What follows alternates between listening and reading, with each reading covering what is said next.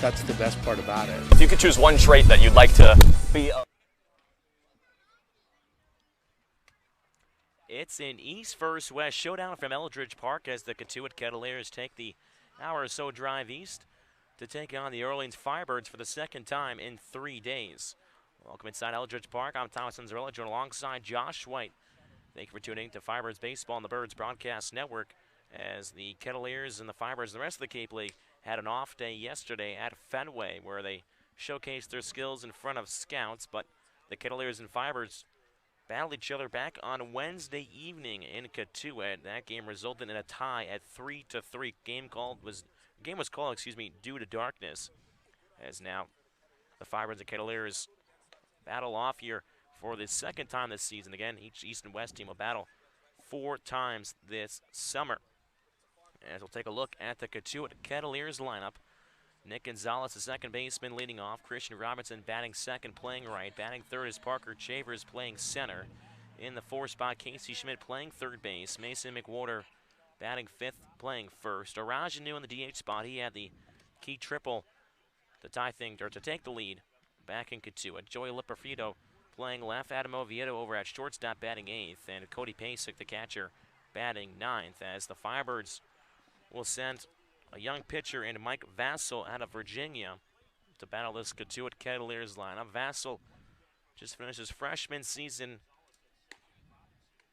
for Virginia, native of Wellesley, Massachusetts, a local kid out of BC High, making his first official Cape League appearance.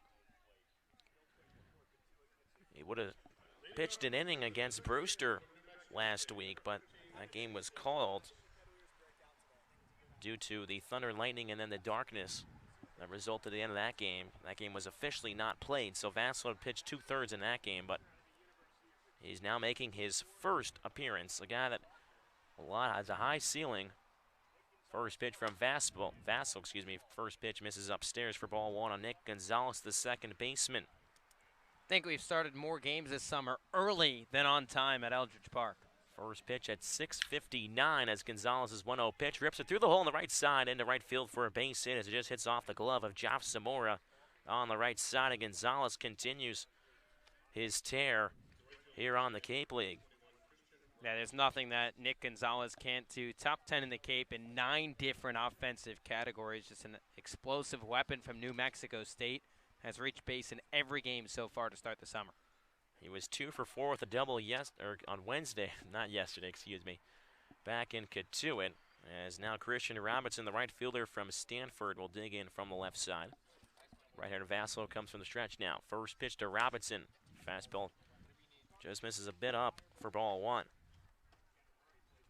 Again, Vassell, guy that could have been a first-round draft pick last year, maybe even top 15, top 10, but opted to go to the University of Virginia.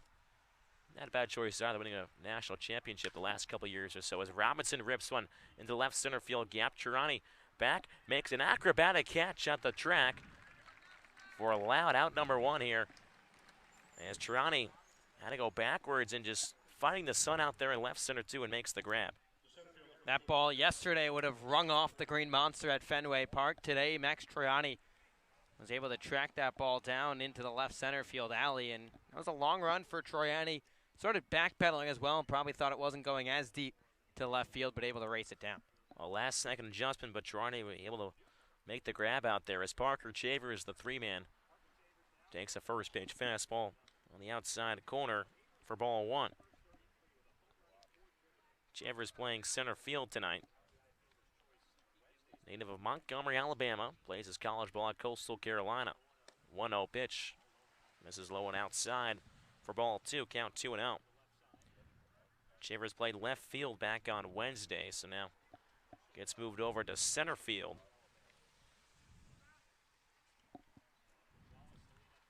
Vassell comes set from the belt. Kicks and fires, 2-0 pitch. Fastball at the knees for strike one, count 2 balls and 1 strike. Again, here in the top of the first inning, still scoreless ball game. Nick Gonzalez started off this game with a leadoff single. Fly out by Robinson, so 1 out here with 1 man on. 2-1 pitch from Vassell. Off the knob of the barrel.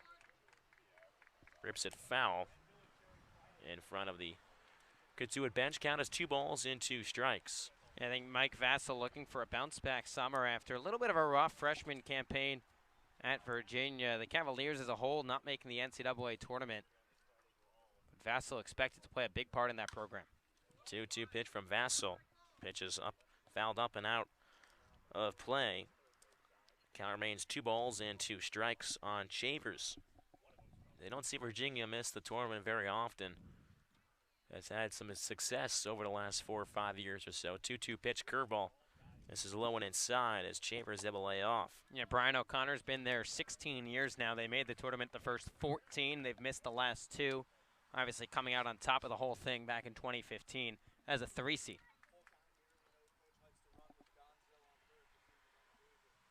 Vassell running over towards second base as he fired the 3-2 pitch, but once again spoiled off just behind the home plate area.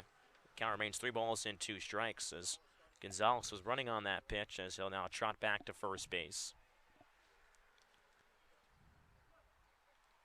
Vassell working with Rob Emery, the catcher tonight. 3-2 pitch running once more. This one's lined right back up the middle as it will trickle in the center field as McCabe just could not quite get a glove on it. It was a hard hit ball up the middle, and Shavers is aboard with still 1 out. And this is one of the better hitting teams in the Cape so far. It's really an opposite of tails, if you will. The Firebirds, one of the best pitching teams in the Cape. Cotuit, one of the best offensive teams. And it's going to be interesting to see how that battle goes down at Eldridge Park. And Vassell getting behind a couple of hitters, and it's paid off for Cotuit. He's fallen behind the first 2, and I believe the third as well, and a couple hard hit balls to start the ball game. So top of the first inning, runners on first and second for the Kettleers. They try to draw first blood here in the first with 1 out. First pitch, this one's line 1 hopper towards second baseman Zamora. He bobbles it. They're on to first base, a little bit high and off the bag as he tried to rush it, and Gill is pulled off the base at first base. And now the bases are juiced here. That'll be an E4 against Zamora. As the Kettleers once again, bases loaded with 1 out here in the top of the first as they try to break open this ball game. And that's got to hurt if you're Mike Vassell. You got to get it out of your head really quickly. First pitch from Vassell.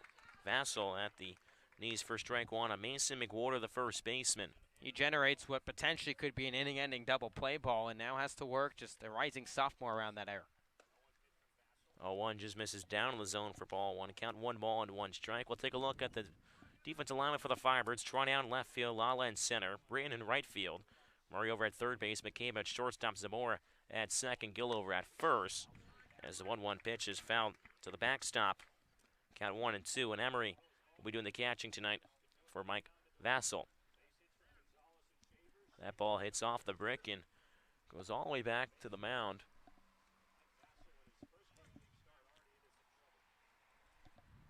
As McWhorter waits. The 1-2 from the windup. Pitch is popped up. Will just find its way over Route 28. So count remains 1 ball and 2 strikes on McWhorter.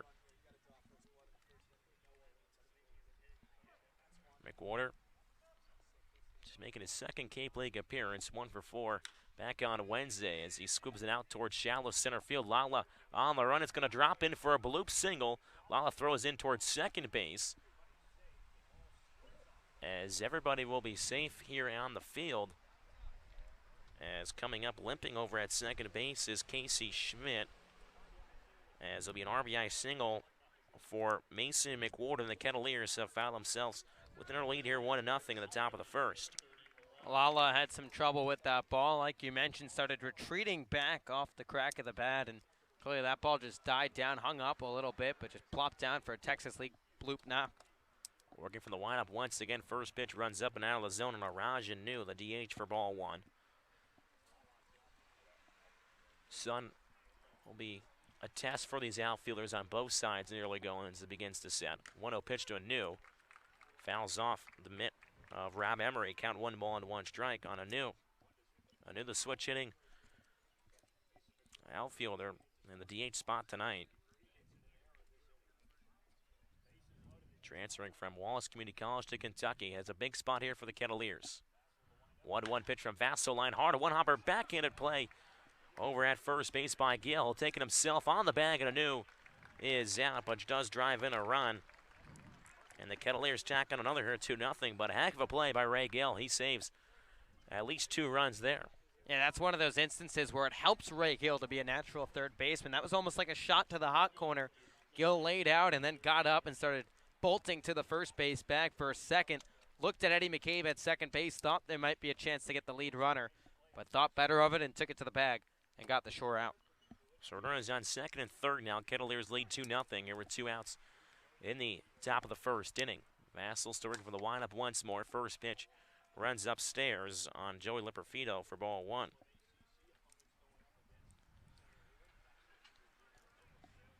Vassal trying to limit the damage here in this first inning as the 1-0 pitch is skied up in the air down the third base side, but foul. Count 1 ball and 1 strike. And this is Vassal's first Cape League appearance, as the Kettleers already have 2 runs in this inning. Schmidt off at third base, McWhorter over at second. 1-1 pitch, fastball just misses above the letters. Count moves to 2 balls and 1 strike. Vassal takes a deep breath on the mound. Gets a sign he wants from memory. He kicks and deals the 2-1 pitch. That was fouled back. Count 2 balls and 2 strikes. And for Vassal, it's nothing that you overwhelm yourself. It's your first Cape start going up against one of the best offenses in the entire league. Bounce back, and you can only move forward from this point on. The 2-2 pitch. Fastball misses up once again. Count runs full at 3-2 on Lipperfido. Lipperfido guy out of Duke. Only 5 ABs so far. Got a local kid out of Wellesley, Massachusetts. Here on Cape Cod now. 3-2 pitch. This one's lined right at the second baseman, Zamora. Only moves a step to his right to make the catch. And the Firebirds are out of the inning after the top of the first. Kettleers with 2 runs on 3 hits, 1 error, and 2 men left on base. Heading into the bottom half of the first inning, it's the Kettleers 2, the Firebirds nothing. We'll be right back. Listen to Firebirds Baseball on the Birds Broadcast Network.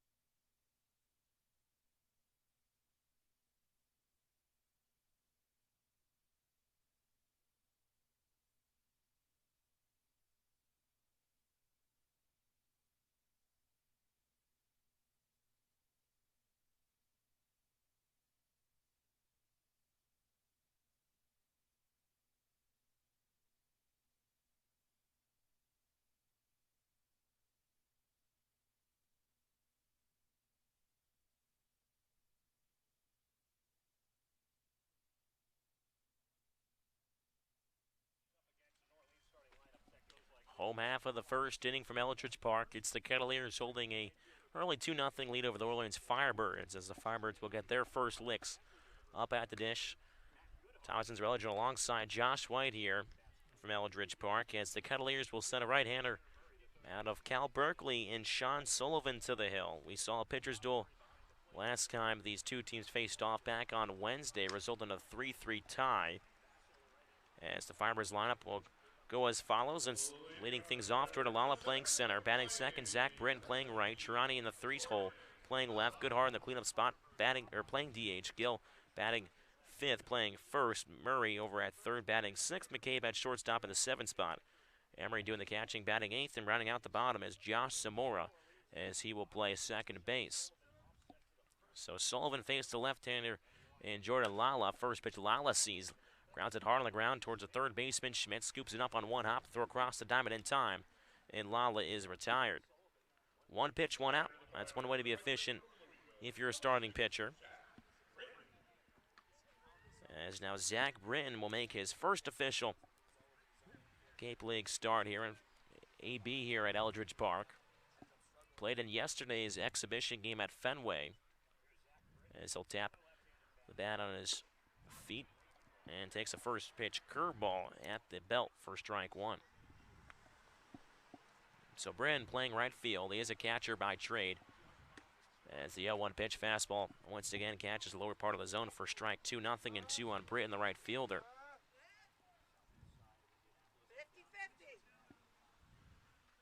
Britton just finishing his sophomore year, calls time behind the dish. Can count no balls and 2 strikes. Hit 288 this year for the Cardinals. As the 0-2 curveball, try the backdoor curveball there by Sullivan, just misses the outside corner. Count 1 ball and 2 strikes. Sullivan takes a deep breath. The 1-2 pitch. This one's popped up in the air and out of play on the third base side. The count remains 1 ball and 2 strikes. It's good to see Zach Britton get here as well as Matt Goodhart, a couple lefty bats that Orleans didn't have too much in the heart of that lineup especially, and now they get 2 guys that'll make an immediate impact and play really all over the diamond as well. A couple impact guys making their way to Orleans now as the 1-2 fastball just misses up and out of the zone. Canavan's back up at 2 balls and 2 strikes. Britton, a guy from Batesville, Indiana. Played in New England last summer. It's a 2-2 pitch is cut on a miss for strike 3, and Britton goes down swinging. Just to finish up what I was saying, Britton played for the Newport Goals last summer in the NACBL in Rhode Island. So back-to-back summers coming to Cape Cod, or excuse me, the Cape Cod area. Of course, Newport, not that far from the Cape. So Max Triani will try to prolong this inning for the Firebirds. There's quickly 2 outs here in the home half of the first. Firebirds trail 2-0. First pitch curveball catches the inside corner for strike 1. Yeah, it's been very impressive so far. What we've seen from the Cotuit starters, now a game plus in to this season series. A lot of strikes early. 0-1 pitch curveball rolled over by Triani left side. As he'll just squeak past third base coach's box. Count 0-2 and kind of like what Adam Seminaris did for the Firebirds on Wednesday. Pounds the zone early. That's what we have seen from these Cotuit pitchers as well. No balls and 2 strikes on Triani. Nobody on with 2 outs here in the home half of the first. 0-2 pitch to Triani. He backs out of the way. His fastball ran inside. And what Joe Nahas did the other night at Low Park was just incredible. 3 strikes, got ahead, 9 Ks, 1 walk, only surrendered a hit over 4. As the 1-2 pitch fastball outside black for strike 3. Triani disagrees as he's called out on strikes. And just like that, the Firebirds are down in order. 2 punch-outs used by Sullivan after 1. It's the Kettleers 2 and the Firebirds nothing. As we'll introduce our sound reporter, Scotty Gaines, for the first time this game. Scotty, we'll send over to you.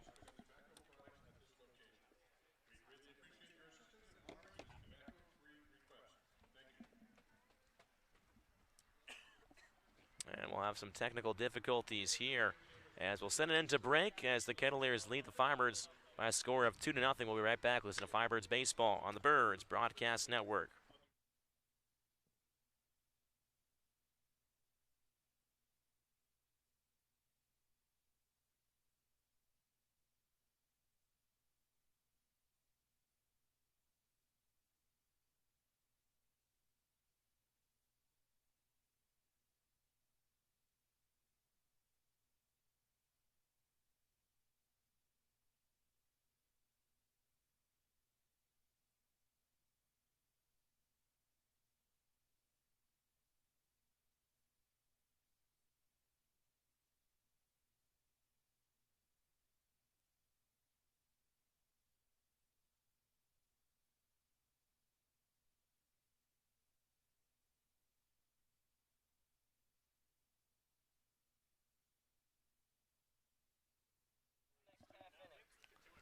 Top of the second inning from Eldridge Park as the Kettleers lead the Firebirds by a score of 2-0. 8-9 one-hitters due up for the Kettleers. Adam Oviedo, the shortstop.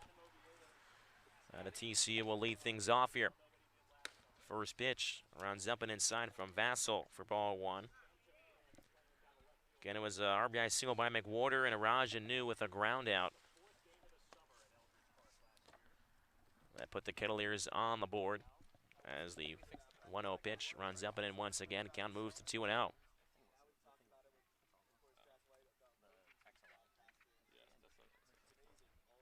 Vassal trying to work a smooth 1-2-3 here as he faces leadoff man Oviedo. Falls behind the count now. Balls. 3 balls and no strikes.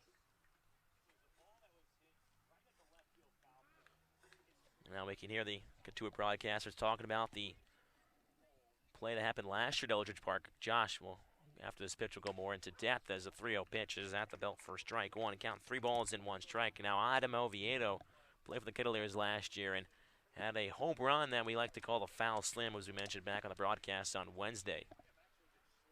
There's a 3-1 pitch from Vassal. Oviedo thought it was ball 4, but it's in there for strike 2. Count runs full of 3 balls and 2 strikes. Yeah, it was a foul slam, like you mentioned. Missed by about a good 8 feet, as Jamie Quinn said that night. Might have not even gone 300 feet either, deep enough, but called a grand slam. 3-2 pitch is skied up on the right side of the infield. Into foul ground goes Gill. Battling the sun down there just in front of the Firebirds dugout, just a little bit past that. He'll make the grab for the first out. I think my favorite part about the foul slam that night at Eldridge Park, I think everyone in the ballpark, even people who supported Cotuit, even the broadcast, everyone thought it was a foul ball. Everyone was shocked that it was called fair. I bet you Adam Oviedo was probably even surprised. He probably, no, well, I'll take the home run. First pitch to Cody Pasek is popped up and out of play on the third base side. Count 0-1. I highly recommend as well Sam Brief. Gotta love that man. Sam Brief, former Cotuit Kettleer broadcaster. Sam Niederman coming back for year 2 for the Cats. A 1 fastball inside corner for strike 2. Pasek doesn't like the call. But Sam Niederman and I recorded a pregame video like Sam Brief and Sam Niederman did, and it's on Twitter. I highly recommend you check it out. It's entertaining. The 2 Sams for sure as the 0-2 pitch misses in the dirt. Ball 1. Count 1 ball and 2 strikes as Sam Brief now out in Chicago area. 1-2 pitch. Just misses a bit too up there. Looked pretty good there. Mace will take a walk around the mound and rub the ball off. Count 2 balls and 2 strikes. Mace will try to record the second out here in this inning. 2-2 from the windup. Fastball once again runs above the letters. Count moves 3 balls and 2 strikes. Home plate umpire who will remain nameless currently. We were not giving the umpires tonight. I don't even think they know up there in the press box either. Got ready to motion strike 3, but said, hey, ball 3. 3-2 pitch misses inside and runs to the backstop as Pasek will just toss the bat to third base side and gallop towards first base. So a 1-out walk worked by Pasek as the Kettleers try to tack on a couple more here. They lead 2-0 in the top of the second. So another hitter that on the rare side Vassal was ahead of, but then lost him and issued a free pass. Vassal so far already had 37 pitches through an inning and a third. As the top of the order rolls back around here for Nick Gonzalez. Righty-righty matchup from the stretch. First pitch. Fastball misses up for ball 1. So Pasek over at first base after he works the one-off walk. Gonzalez singled and scored back in the first. He was the first Kettleer to score as he'll call time from the right side. Looks like got a gnat or a bug in his eye. Might be the only thing that slows this kid down. He is a speedster. Loves to hit. I mean, he jumped on the second pitch of the game. 1-0 pitch is cut on and missed. Fastball up and out of the zone as Gonzalez was chasing after. Got breakfast with the great Stu Murray this morning. We were talking about some of the standouts on the Cape, and we talked about the Orleans-Cotuit matchup tonight. First name that came out of my mouth about Cotuit was Nick Gonzalez. He's definitely a fun guy to watch and one to watch. Here is the 1-1 pitch. He slaps the other way down the right field line in towards the corner. Roll up against the wall. Heading in around third. Pasek getting the green light. A play at the plate as the ball trickles in as Pasek. It's a half a slide. Did he miss it? He is safe. They say he touched it as Pasek was a half a slide. And it's a stand-up triple over at third base for Nick Gonzalez. That was not your typical slide in your play at the plate for sure. No, not at all. And are we even surprised that Nick Gonzalez ropes a triple into the right field corner? This kid does it all. He continues to have a great start to his summer. And you almost have to feel like Orleans. That comes back to haunt you a little bit, just given the situation. Pasek, not the best runner. He's a catcher. and he came all the way from first. Roberts gave him the green light. He probably was surprised to see the green light with only one out in the inning and the heart of the lineup coming up. And he stumbled a little bit, was able to regather, went past the plate without touching it. Emery had a chance but didn't realize for a sec. And then Pasek snuck his way in. So still one out here in the top of the second inning. It's now a 3-0 Kettleers lead. As Gonzalez is over at third base now as he chats with the third base coach, Mike Robertson, the head coach for the Kettleers. And it's Christian Robinson, the right fielder from Stanford. Flew out to left. Got a good piece of wood on it as Vassell works from the stretch. First pitch he sees. Knocks it down the left side of left field, but out of play. It's now 0-1 as the Firebirds will bring their infield now. Bring it in to try to cut off the runner at home. Yeah, and Kelly Nicholson knows the offense has been a little slow at times to start the year. Worst hitting team average-wise so far in the early going this summer. 0-1 pitch from Vassell. Fastball just misses the outside corner. 1 ball, 1 strike.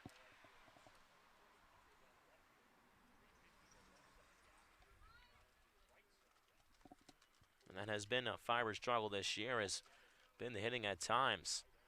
1-1 pitch, fastball. Clips the inside corner for a strike 2. 1 ball and 2 strikes on Robinson. It seems like the hits and the runs just come in bunches. The Firebirds can get blank for 6 innings, and then the last 3 innings, if they're down 6-0, they'll put up a 3 spot, and they'll lose 6-3. They might score even 6 runs and tie it up. As a 1-2 pitch, curveball ties him up. He goes around for strike 3. Vassell picks up a big strikeout as Robinson goes down swinging. And that's what makes Vassell so dangerous when he gets ahead. In that count, he got ahead 1-2, then had the dagger of the hook that really just tied up Robinson. Came probably from the left side of the plate all the way to the left-handed batter's box, just cutting and making it tough for Robinson to connect. So now at 2 outs, Gonzalez over at third. 3-0 Kettleers lead. First pitch curveball. Just misses the lower part of the zone for ball 1 on Parker Chavers, the center fielder from Coastal Carolina. Here's the other thing that I'm picking up right now. Last time when Vassell had a runner on third with the bases full, he pitched out of the windup. Just a runner on third pitching out of the stretch.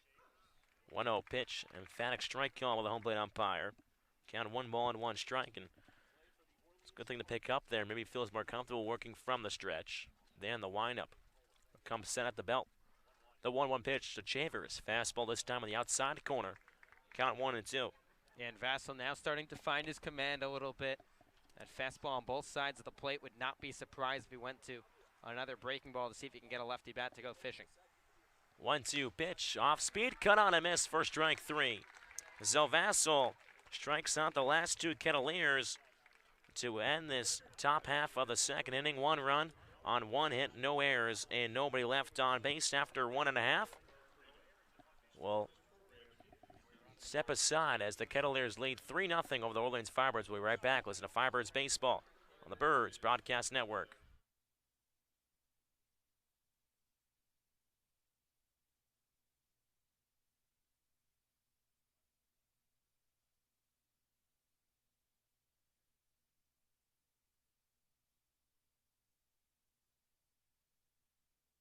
Hall of Fame pitcher, arguably one of the best ever here. 2-2, slow-moving curveball from Seminary. 7. Working out of the windup, 0-2. Breaking ball, cut on and miss, strike 3. Back-to-back Ks for Cam Field, and there's 2 away here in the 7th. Would come in Zamora extending their leads, the 1-2. Raker smacked the other way into the right center tip deck. Hill on the run, he can't get there. Zamora checking around for third. He'll score easily. Whitcomb getting the green light, and Daniels digging for third. Whitcomb scores without a throw. And into third base with a 2 RBI.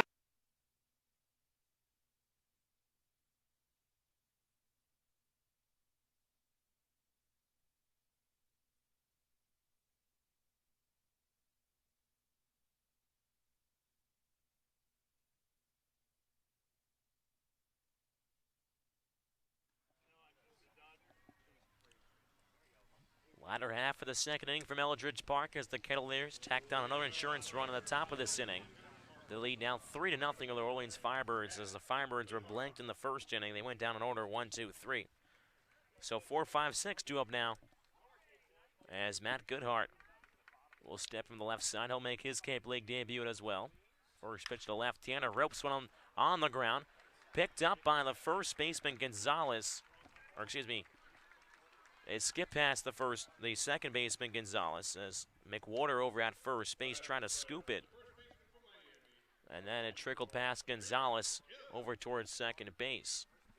We'll see how that one scored, but I'd imagine it's an infield single for Matt Goodhart in his first AB. It's a hard ball at the first baseman McWhorter. Might have gotten lucky that it popped out of the mitt, but nonetheless, one AB, one pitch, and one hit for Goodhart. Jumps on the first pitch he saw. He now leads off of first base as Ray Gill, power hitting third and first baseman from Miami, steps in. First pitch fastball runs well up in the zone for ball one.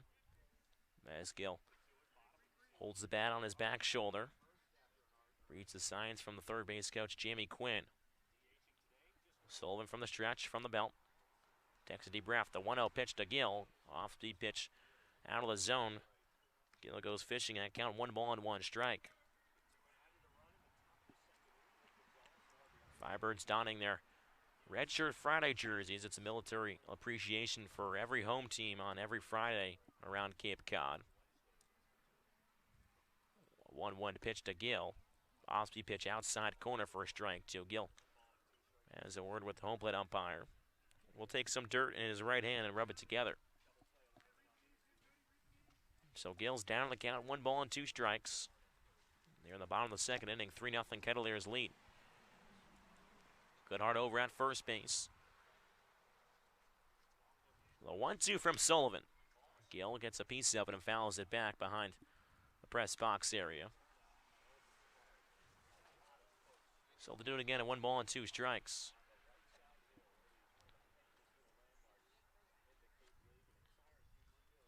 Gill takes a couple more deep breaths from the right side. Has a 4-game hitting streak going right now as Goodhart almost running over towards second base. Faked it and then had a scramble back as Pasek was ready to throw down. Pitch miss upstairs, count 2-2 on Gill. Gill, two home runs and 3 RBIs for the Firebirds, batting .269.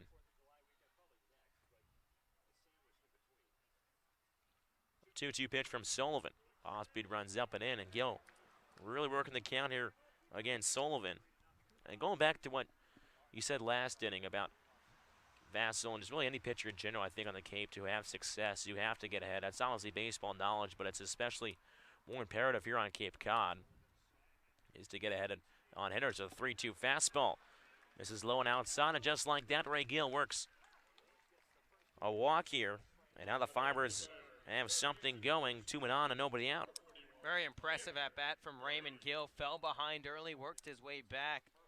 That's a good sign to see for Gill, finding different ways to get on. And first, Sullivan looked sharp in that first inning, got ahead of hitters. In this inning, he fell behind Gill after working ahead. Just couldn't throw a strike. Now as Tanner Murray would not be surprised to see the ball kept low in the zone to try and pick up 2 outs. Sullivan trying to throw a ground ball here. As Tanner Murray, the third baseman, digs from the right side and face the right-hander Sullivan. Looks back at second at Goodhart. Fires towards home. First pitch fastball. A wave and a miss for strike 1. As the pitch gets past Murray.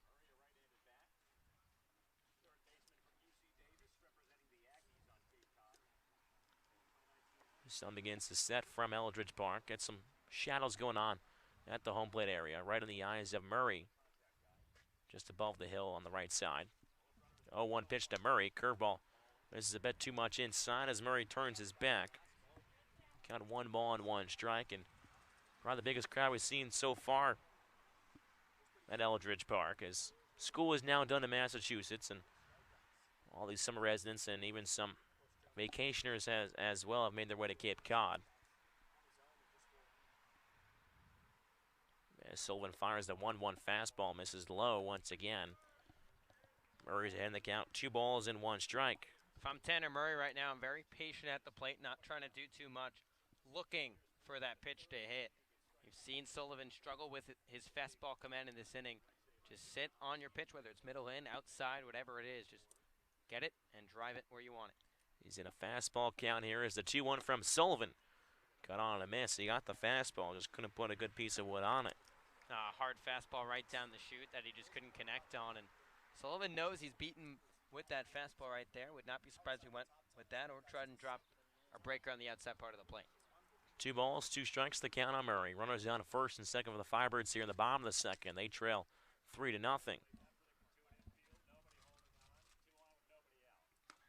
That 2-2 pitch just misses a bit too high as the catcher Pasek trying to bring the off-speed pitch down, but missed above the letters. A couple of the bullpen pitchers out in right field throwing the football around out there. Forlins just trying to stay loose out there. So 3 balls, 2 strikes on Murray. Sullivan looks back towards second, fires towards home. 3-2 pitch is laced up towards center field. A drop, a 1-up in front of Chambers in center.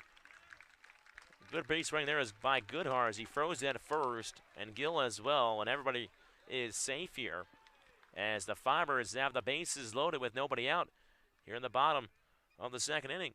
A tale of 2 innings right now for Sean Sullivan on the bump. Got ahead through strikes, and now he's fallen behind hitters after getting ahead in this frame, and it's come back to haunt him. That was a rocket of a shot by Tanner Murray. Goodhart thought for a second it might find Parker Chambers' glove, but it dropped down, and Birds have the tying run on base. Go ahead, run at the plate. So now it's Eddie McCabe, first pitch. He sees fastball outside edge for strike 1. As now Sullivan, you did mention how Vassell worked from the stretch with the runner on third. Well, now Sullivan working from the windup here, and that's what he did in the first inning. Never had to go to the stretch. 0-1 pitch to McCabe. Curveball outside corner once again. Some good movement on that off speed. Count 0-2 on McCabe. And I'd like to see more of the off-speed stuff for Sullivan in this inning. Fastball command's been spotty at times. Hasn't shown too much of the breaking ball yet. Looks like a big strikeout here as the 0-2 pitch. McCabe bounces it off the leg over towards second base, but Gonzalez was going to cover the bag. 1 run is in, and now Gill comes around to score, and the Firebirds able to drive in 2 as it hits off a comebacker off the pitcher Sullivan off the leg. And those are lucky breaks you need sometimes as the Firebirds dig into this deficit. They now only trail 1. Might be the easiest 2 RBI single Eddie McCabe will ever have in his life. Hit a hot shot back at the middle, kicked off the leg of Sullivan into no man's land. The second baseman, Gonzalez, went to cover the bag to try and potentially turn 2 on it. By the time he broke, he had to head back to try and get the ball closer to first base, and got to give Raymond Gill some credit. Ran hard off the bat and scored all the way from second. So runners on the corners with still nobody out here. Firebirds trail 3-2. First pitch, once again going back to the off-speed on the outside corner for strike 1 on the catcher, Rob Emery. Would have been a kick save and a beaut if Sullivan was playing hockey, but results in a 2 RBI single for Eddie McCabe. 1 pitch from Sullivan. Emery gets a good piece of wood on it, but fouls it back just over the hill on the right field side. Count 0-2.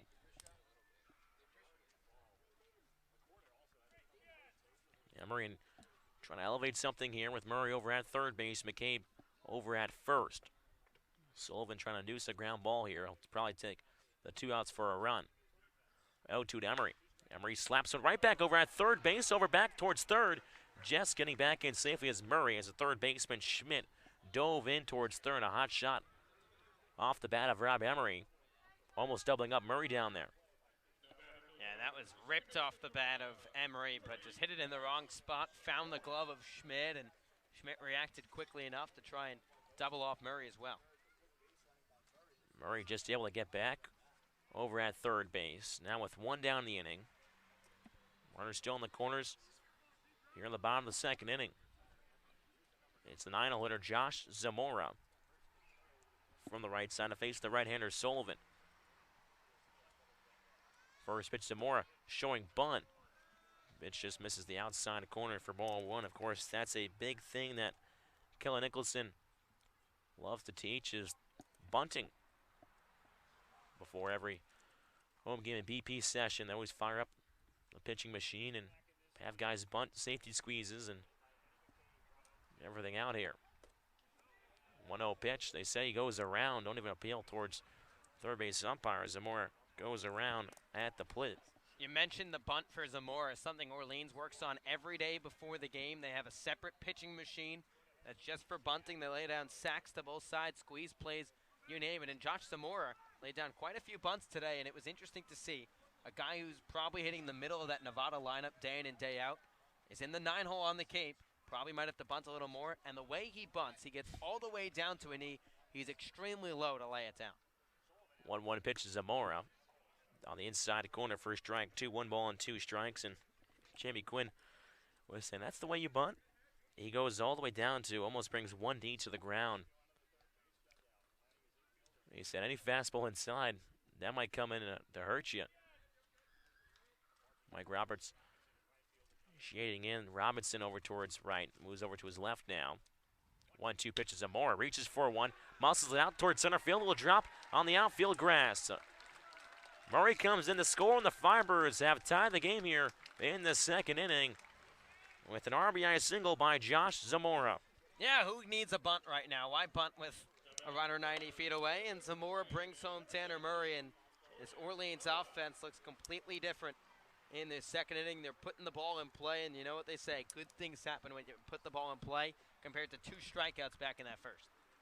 As Mike Roberts will stroll out toward the mound to talk to his right-hander. Well, it took 9 innings, and the game was called due to darkness, and the game was tied at 3. It's taken us almost 2 innings here, and we've reached the game total from Wednesday night in Cotuit. And you would have thunk that this is a ballpark that it's hard to hit the ball out. Obviously, no home runs were hit on Wednesday, but over towards some of the left center, right center gaps, it's hard to put one out. It is. It can be a ballpark that, especially if the wind's not blowing out, you hit it to the wrong spot. That ball's not going to carry. You can try and sneak one down the left field line. You can try and put one on the right side as well, but you hit one into the gaps, into dead central, you got a long way to go. And Mike Roberts just trying to calm down Sean Sullivan because extremely sharp in that first inning. And now starting to leave the ball a little middle up, middle in, and the Firebirds have taken advantage. Firebirds with 3 runs on 4 hits in this inning. Still look to do some more damage with just 1 out. Runners on first and second, and it's the top of the order comes back around. So it doesn't get much easier as Jordan Lala from the left side to face the right-hander Sullivan. First pitch to Lala. Pitch at the knees for strike 1. Third baseman Schmidt playing back, not in on the grass. Of course, you saw Zamora attempt to bunt last time, especially with Lala's speed. 0-1 pitch to Lala. Once again, pounds the zone as Sullivan. Fastball at the knees once again. 0-2 on Lala. McCabe over at second base. Zamora at first. Again, 2 outs. Or excuse me, 1 out here in the second inning. 3 runs across already for the Firebirds. As the 0-2 pitch cut on a miss by Lala. Fastball once again blows right by him. And he is the 3rd strikeout victim as Sullivan picks up his 3rd. So now there are 2 outs here in the second inning. Runners still on first and second. It's a 3-3 game. Zach Britton from the left side. First pitch fastball runs off the outside edge for ball 1. As he sports the Louisville red and white batting gloves. Sullivan, a couple glances towards second, fires towards home. 0-1 pitch, excuse me, 1-0 pitch. Misses low and outside, count 2 balls and no strikes on Britton. Was chatting with Zach before the game today behind the cage, just watching him take batting practice, and told me those batting gloves, they'll last an entire season, but has fresh ones for the summer. He's trying to get through the rest of the campaign with. 2-0 pitch. Misses low and outside, count 3 balls and no strikes, and maybe the Firebirds hoping they could use some of that batting glove magic. Louisville having some success this season and making it all the way to Omaha. So maybe we'll have to have some of the red and white. Now it's Firebird instead of Cardinals. 3-0 pitch, fastball at the belt. First strike 1, 3 balls and 1 strike on Britton. Of course, the Firebirds used to be the Orleans Cardinals, but changed their name to the Firebirds because of the MLB licensing and all that. 3-1 pitch to Britton, and this one's a major league pop-up in shallow left field. As a left fielder Loperfido comes in almost towards the shortstop area to make the catch. And that is how his second inning will end. But the Firebirds score 3 runs on 4 hits, no errors, and 2 men left on base. They have tied this thing back up at 3 after 2, as we'll send it to our side reporter, Scotty Gage, for take 2. Take 2, indeed, and it's been take 2 for the Firebirds today. Down 3-0, they just scored 3 runs. I'm out in way right field. Something cool today before I go into my 3 points of the game. Take a look at all these fans. Can we get the camera on all these fans? That's pretty awesome if you ask me. It's the biggest crowd here. I know next week, once 4th of July comes, you're not going to be able to walk through that grass. I've been running back and forth, but this is pretty awesome. All right, 3 storylines today. First off, Mike, the pitcher for the Firebirds today, was watching him in his pregame bullpen. Take a look at his curveball next time he's up. Something interesting about it, which I haven't really seen, is the spin rate this guy has on. I know Connor Pellerin of the Firebirds, his spin rate is fantastic. But Lassik's spin rate, the way it goes is it sits and then it just dives straight down. If you can see it on our overhead cam, I hope you can. But just take a look. Whenever he throws the curveball, I'll bet you there's going to be a swing and a miss 9 times out of 10. The second one, which is an exciting new addition to the Birds broadcast network, Bird Bites. Eddie McCabe and I went to the Knack. It's proudly presented by the Knack right here in Orleans, a fantastic restaurant. And we shared a meal. We shared a double cheeseburger, fries. It was fantastic. And we got to really dive into who Eddie McCabe is as a person, not as a baseball player, but as a person. We talked about his 4 younger siblings, how that inspires him to be a better person every day. And we talked about his personal inspirations and aspirations. And the last one is what a fun day it was for me. Before the game, I got to have a coffee date with A.J. Lewis. It's his pregame ritual. He always has a cup of coffee right before he plays baseball. And so I joined him. I interviewed him on the way. We got the camera up on the car, and that's going to come out in the next few days. It's going to be fun on our YouTube channel, right where you're watching the game right here. Guys, it's a fun game. Kelly Nicholson, hopefully we'll get to talk to him at the end of this 3rd inning. I'm going to send it back to you because it's time for baseball. I'm going to walk over. I'll see you soon, guys. And thank you, Scotty. Here in the top of the 3rd inning, first pitch to Casey Schmidt. Outside edge, first strike 1. A lot of good eateries around Orleans. Of course, the Knack, and then the Chocolate Sparrow for that good coffee, or even Hole in One also has good coffee and donuts. As a 1 pitch skips in off the chest area of the catcher, Emery. Count 1 ball and 1 strike. 1-1 pitch to Schmidt, goes right back to the outside edge, fires the fastball out there. Count 1-2. So after the Firebirds trail 3-0, they come back with a 3 spot of their own in the last half inning.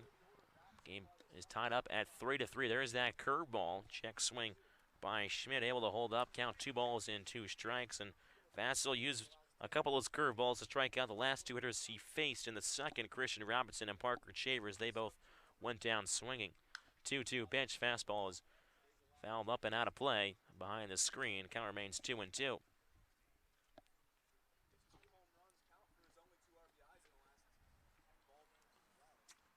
Of course, in today's game, the spin rate is ever so important as the 2-2 fastball. It's a gut check there on the inside corner as Schmidt just scoots out of the way.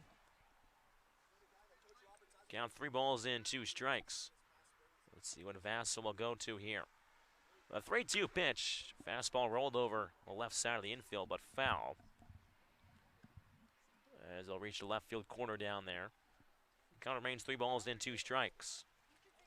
You can hear the top of the 3rd inning. It's a 3-3 ball game. Nobody on, nobody out for the Kettleers. The 3-2 once more. The pitch is popped up and out of play behind the screen once again.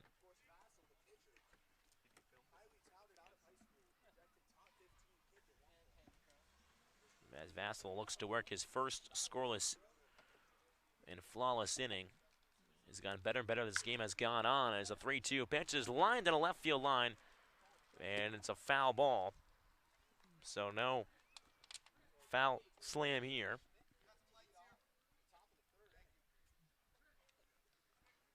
As the open umpire asked the booth upstairs to turn on the lights out here at Eldridge Park. How rarely will you see that? The umpire has to turn around to ask for him, and it's not even 8 o'clock. Some sunlight remaining. 3-2 pitch. This one is skied up towards straightaway center field. Lala comes in a couple steps, moves to his left now last second. Camps under to make the catch for the first out. You don't see that very often, especially at Eldridge. Of course, now the sun will begin to set sooner and sooner, but It's only 7:46, but you can tell the sun is starting to hide behind the trees a bit here.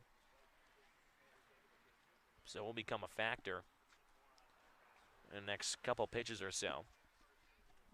So with one down here in the third, it's Mason McWhorter, the first baseman. First pitch misses high for ball one.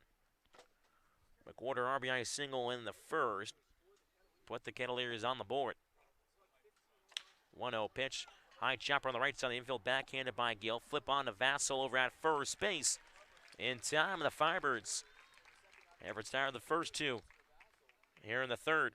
Yeah, make it 4 consecutive retired by Vassell now after those 2 punch-outs to end the second inning. He looks a lot more confident after those 2 strikeouts. His stuff necessarily isn't any better than it was early on, but pitching with confidence is a long way. Say the game of baseball is like 90% mental, and Vassell showing that here, especially flashing that curve. Especially after that first strikeout, you can just tell a light switch or something went on. And the Mike Vassell of old returned. First pitch curveball. Cut on a miss. First strike one from Araj Anu, the DH.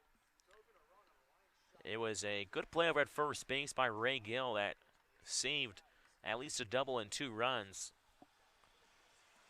But Renew still able to plate a run as the 0-1 curveball skips in. Count 1 ball and 1 strike on Anu. Anu, who has been drafted by the Red Sox twice here.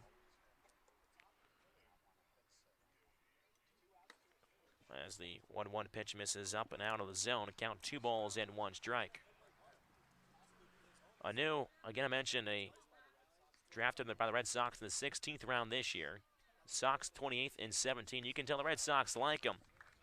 It's a 2-1 pitch. Changing speeds there as Vass. So cut on a miss, count 2 balls and 2 strikes. And of course, Anu got to hit BP for maybe his future big league club if the Red Sox draft him a 3rd time at Fenway Park yesterday. 2-2 pitch Anu. Fastball outside corner, strike 3. Vassell, Mike Vassell works a 1-2-3 inning here in the third, his 3rd strikeout. As the Kettleers, no runs, no hits, no errors, nobody left on base. Here after 2.5, it's a 3-3 ball game. Before we let you go, we'll take a look around the Cape League. As at the top of the 8th inning, the Whitey Red Sox lead the Falmouth Commodores 4-3. Over in Bourne at Doran Park, it's the Brewster Whitecaps 1, Bourne nothing. In Harwich, they hold a 4-0 over Hyannis in the bottom of the 5th inning. And then over in Chatham, Wareham has jumped out to a 7-0 lead in the top of the 3rd inning. Wareham just beating Brewster, I believe it was about 11 or 12-0 on Wednesday. So Wareham's offense has been top-notch, but they're pitching as well. It's a couple of Miami guys getting the job done for the Gateman. Adrian Del Castillo, a solo home run, and J.P. Gates driving in a run with an RBI. So the Miami pipeline to Cape Cod is going strong so far, at least tonight. As Del Castillo did some damage against the Firebirds, really working the counts, and I remember that broadcast is, you said that's what he does. Fights off a couple pitches and then reaches out for a ball, a couple tough pitches, and just puts it in play. Some inside information as well coming from that ballpark tonight in Chatham. Sounds like it was an effortless home run, is what Stu Murray said. Effortless home run. Well, down the right field line there, that could be. So a fly ball could get out in the right field corner, but similar parts of the ballpark, they're pretty deep out there.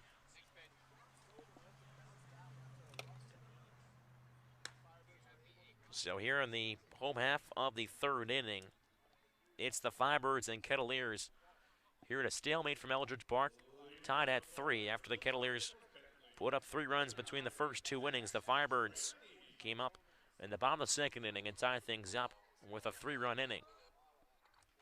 So now in the bottom of the 3rd inning, it's Trani, Goodhart, and Gill. Firebirds almost batted through their lineup last inning. If Trani got to the plate, they would have. First pitch of Trani, cut on a miss with a fastball for strike 1. So Sullivan looks to go back to the 1st inning, Sullivan, where he struck out 2 of the first 3 hitters in that inning. Roughed up a bit last inning, comes out here as the 0-1 pitch is popped up high in the air towards the right side. Giving a look was the first baseman, McWhorter, but it'll reach the top of the hill on the first base side just behind the Firebirds dugout. Count 0-2 on Triani, and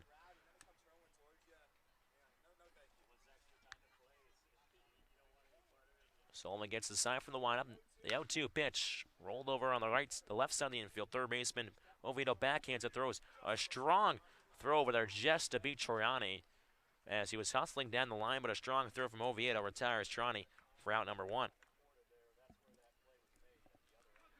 You see guys also, to bring up a Red Sox reference, Rafael Devers and Bogarts, 2 guys, shortstop and third baseman for the Red Sox. They kind of do a similar thing where they have strong enough arms that they can wait so long like Oviedo did and still retire right on that one, though, just in the nick of time. First pitch fastball to Goodhart at the belt for strike 1. You have to have a really strong arm to be able to do that. 0-1 pitch to Goodhart, misses low and inside for ball 1. A count 1 ball and 1 strike on the DH from Arkansas. Goodhart transferred to Arkansas this year as the 1-1 pitch is popped up and out of play on the third base side. Count 1 ball and 2 strikes on Goodhart.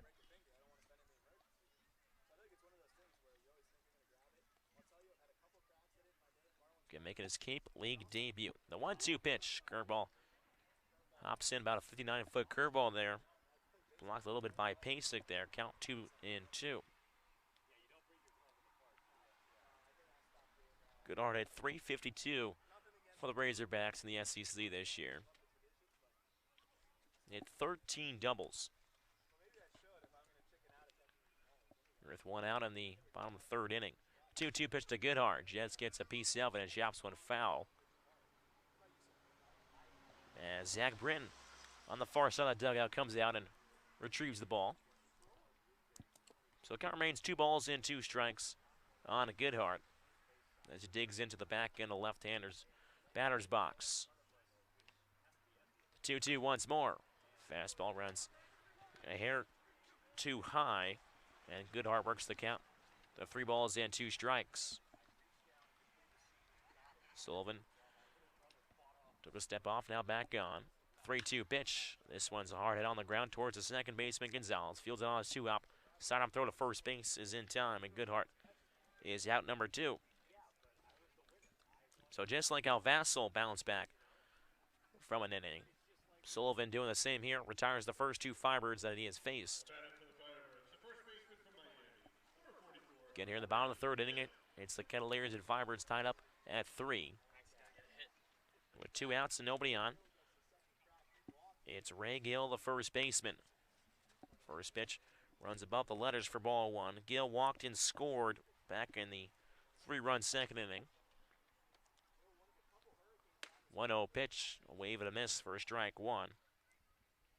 Fastball gets by Gill there, and well, the Hurricanes are doing some damage to Chatham for Wareham. Hopefully, Gill can do some more damage here for the Firebirds. 1-1 pitch down the middle for strike 2, 1-2. Well, Del Castillo is his 2nd home run of the summer. Gill already has 2, so Del's just catching up. Gill wearing Del Castillo's number. Del wears 44 at Miami. Thought it would give him good luck on the Cape to wear Del's number. 1-2 pitch to Gill. This one's fouled back behind the press box. Count remains 1 ball and 2 strikes, and you have to think that when whoever hits more home runs on Cape Cod here may have a little more bragging rights going back down to Coral Gables. Well, Ray's got the upper hand through this past season. Ray had 13, Del had 12.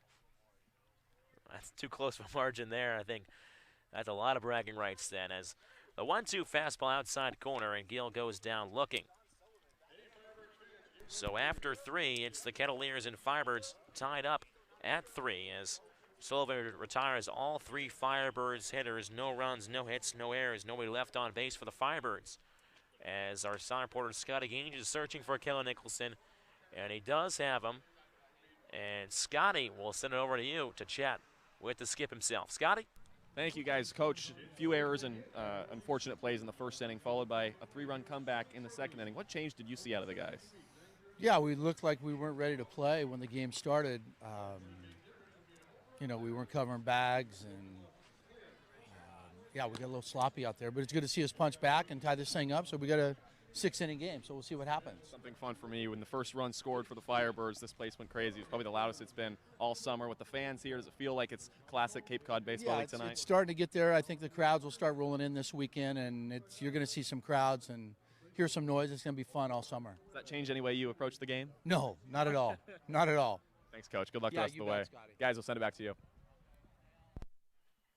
Thanks, Scotty and Skip. So after 3, the Birds and the Kettleers tied at 3 as we'll head to the top of the 4th at Eldridge Park. And Mike Vassell going back out there for the Firebirds. Like Kelly talked about, looked like Orleans a little slow out of the gates against the Cats tonight. Firebirds a little sloppy the first 2 innings, tightened things up, came back to score 3 runs in the home half of the second. So the Firebirds 3, the Kettleers 3. Through the first 3, and Mike Vassell heads back out there. He'll face the bottom third of this lineup for Cotuit, starting with the left fielder, Joey Loperfido. Loperfido, the everyday second baseman for the Blue Devils this past season. Moved out to the outfield for Mike Roberts this summer. Here's the first pitch home.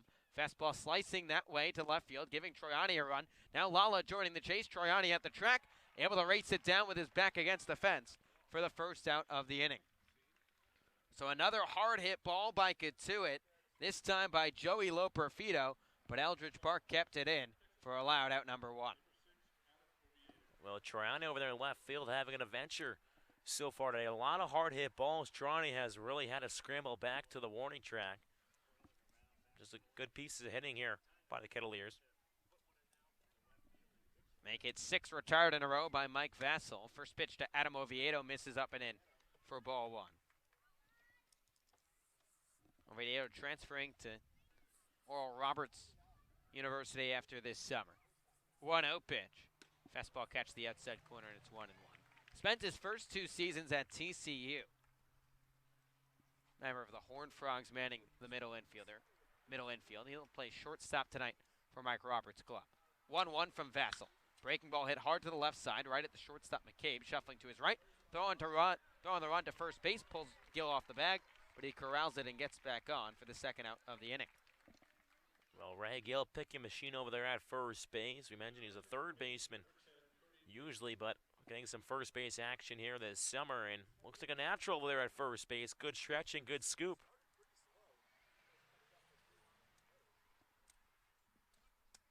So there's 2 quick outs here in the 4th with the Firebirds and the Kettleers tied at 3.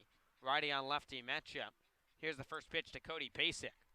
Curveball drops in on the outside corner, 0-1. Pasek, an adventurous first time up, drew a walk on a full count, then came around to score on the RBI triple by Nick Gonzalez. 0-1, fastball sliced back up the middle, diving stop by the second baseman Zamora, bobbles the ball on the follow-through. So an infield single for Cody Pasek. He's aboard for the second time tonight and ends the route of 7 consecutive Kettleers retired. I think Josh Moore would love that one back. What a great stop by the second baseman. Just wanted to have a chance to be able just to throw that one towards first base, especially with Pasek, not the fastest guy for the Kettleers, and may have had him. Would have been a highlight reel of a play for Josh Zamora. So here comes the man of the hour for Cotuit. It's Nick Gonzalez, halfway to the cycle. A single in the first, came around to score. An RBI triple in the second. Orleans 3, Cotuit 3 with a runner on first and 2 away. Mentioning the Pasek adventurous AB his first time up. He came around to score all the way from first, and Mike Roberts gave him the green light for a catcher. And not only did he score, he went past home plate after coming up a little short with a slide, then was able to swim move Rob Emery to get back in there. It was a circus, that was for sure.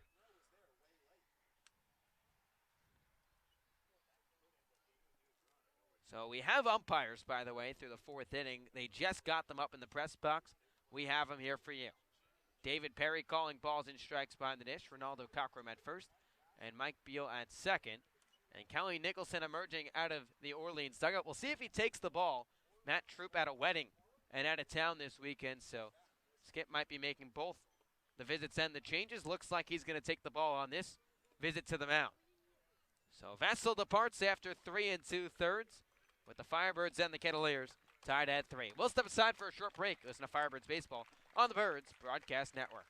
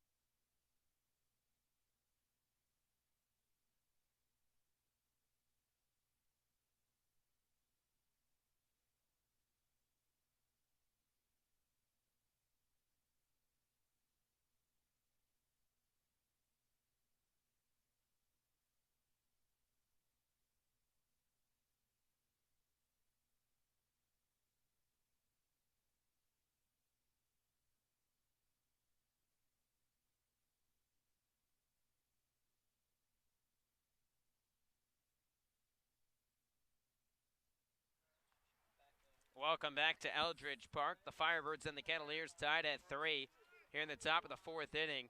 Kelly Nicholson calls out to the bullpen for the right-hander Chase Wallace to replace Mike Vassell. He'll face Nick Gonzalez at the top of this lineup, and Gonzalez has been the thorn in the Firebirds side so far. 2 for 2, a single and a triple. Brought home a run in that 2nd inning with the 3-bagger.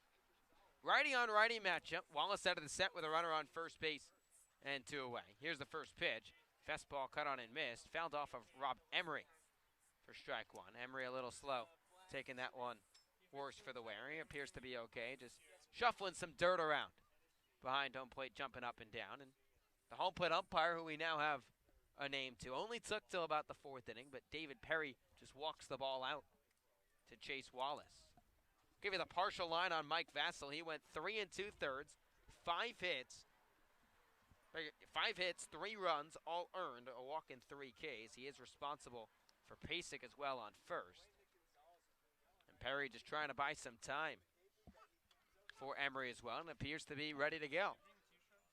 So Emery takes that foul ball off. And Wallace ahead 0-1 with a runner on first and 2 away. Wallace set at the chest, checks on the runner at first. 0-1 pitch. Curveball catches the inside corner, and it's quickly 0-2. Wallace throws from a 3/4 arm slot. Heavy diet of breaking balls from the Tennessee native. 4th appearance of the summer, has not given up an earned run across the first 5 1/3. Last pitch 5 days ago in Game 2 of the doubleheader against the Wareham Gatemen. Tossed the scoreless frame. 0-2 pitch. Fastball broken bat, single into left field for a base hit. Nick Gonzalez continues to rake. He's a perfect 3 for 3 and shatters the hardwood. And there's runners on first and second and 2 away. I don't know if he'll want to shatter that hardwood. He's been red hot with that bat. But Gonzalez is able to muscle one out towards the outfield grass with the broken bat. And the Kettleers trying to put something together here in the 4th. So Nick Gonzalez boasts that average above the 300 mark now. 3 for 3 day for the second baseman from New Mexico State. And now Christian Robinson, right fielder from Stanford, will try and put the Cats back on top. Cotuit jumps out to an early 3-0 lead through the first inning and a half, but the Firebirds scored 3 of their own in the home half of that 2nd inning. That's where we stand right now, tied up at 3 apiece. 2 on and 2 out here in the top of the 4th. Wallace staring in for the sign from Emery. Now comes set at the chest. Righty on lefty matchup.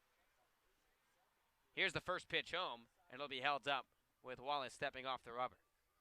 Robinson 0 for 2 today, struck out swinging his last time up. Just 2 for his first 13 since coming to Cape Cod. 6'3", 210-pound outfielder originally from Orlando, Florida. First pitch, fastball chopped back to the screen for strike 1. Robinson, part of that Stanford Cardinal team that a lot of people expected to make a run to Omaha. By the time the postseason came rolling around, maybe not as much, but Pac-12 very top-heavy this past year with clubs. Obviously, UCLA, the #1 team at one point this season. Stanford and Oregon State as well, some powerhouses.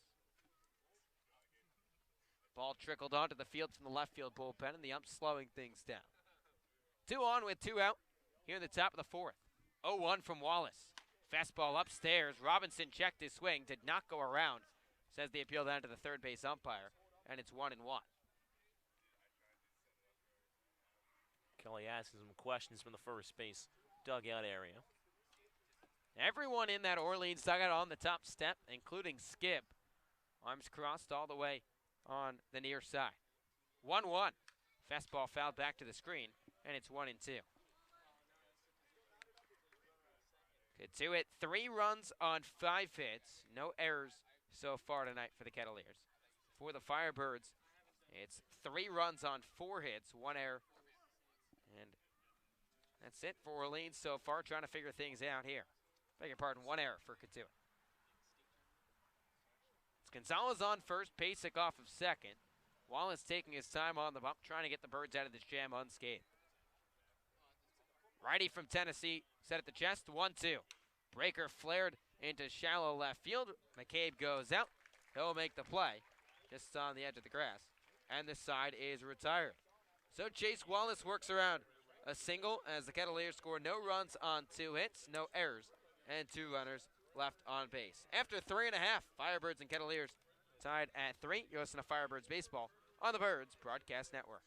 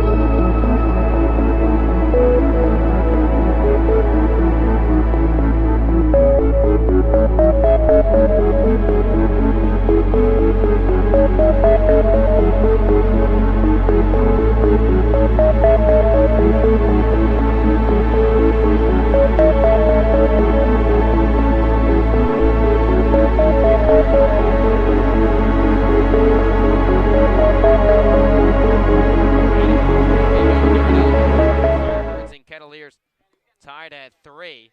It'll be 6, 7, and 8 for Orleans in this frame, starting with Tanner Murray. And this was the part of the lineup for the Birds that got Orleans on the scoreboard in the second inning. Matt Goodhart got it started. Raymond Gill followed with a walk, but then Tanner Murray, Eddie McCabe, and Josh Zamora started to bring home the runs for the Firebirds. So the third baseman out of UC Davis will dig in from the right side, set to face Sean Sullivan, back out for his 4th inning of work. Murray 1 for 1 tonight, singled back in that second and came around to score. Firebirds and Kettleers tied at 3 in the bottom of the 4th at Eldridge Park.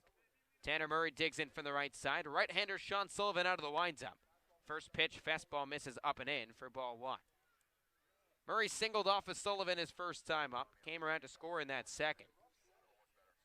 Sullivan standing from the first base side of the rubber, tan glove held at the waist. Shoulder shrug, rocks and fires, 1 out. Fastball catch to the outside corner, and it's 1-1. Firebirds 3 runs in that second inning. First runs that Sullivan has given up so far in this Cape Summer.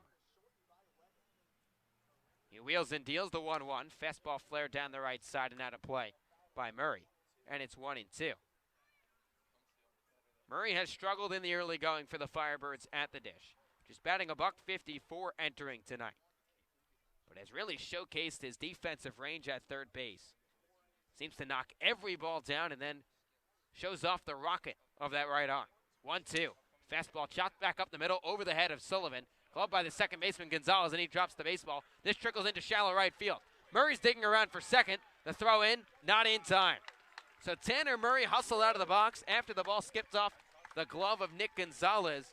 The first baseman, Mason McWhorter, didn't get there in time to toss it to Gonzalez covering the bag. And Murray scampers to second on what's probably an error charged against Gonzalez. Well, that was a heads-up play by Tanner Murray. Saw the opportunity, and he took it. Bold strategy pays off for Tanner Murray. So Eddie McCabe, who brought home the Firebirds' first run in the second, will dig in from the right side, with Orleans trying to take their first lead of the night. Righty-on-righty matchup. Sullivan comes home, first pitch. Fastball misses up and away for ball 1. Firebirds were down 3-0 after an inning and a half, but Orleans tacked on 3 in the home half of that second to tie this game up at 3 apiece. Murray off of second with nobody out in the home half of the 4th, with the shortstop from Georgetown back in. 1 out. Fastball misses low and outside. It's 2 balls and no strikes. And now Mike Roberts going to come out of that third base dugout. He's going to motion out to the bullpen and take Sean Sullivan out of this ballgame. Did not like what he saw from Sullivan here in the 4th. So in the home half of the 4th, the Firebirds 3 and the Kettleers 3. We'll step aside and be right back. Listen to Firebirds Baseball on the Birds Broadcast Network.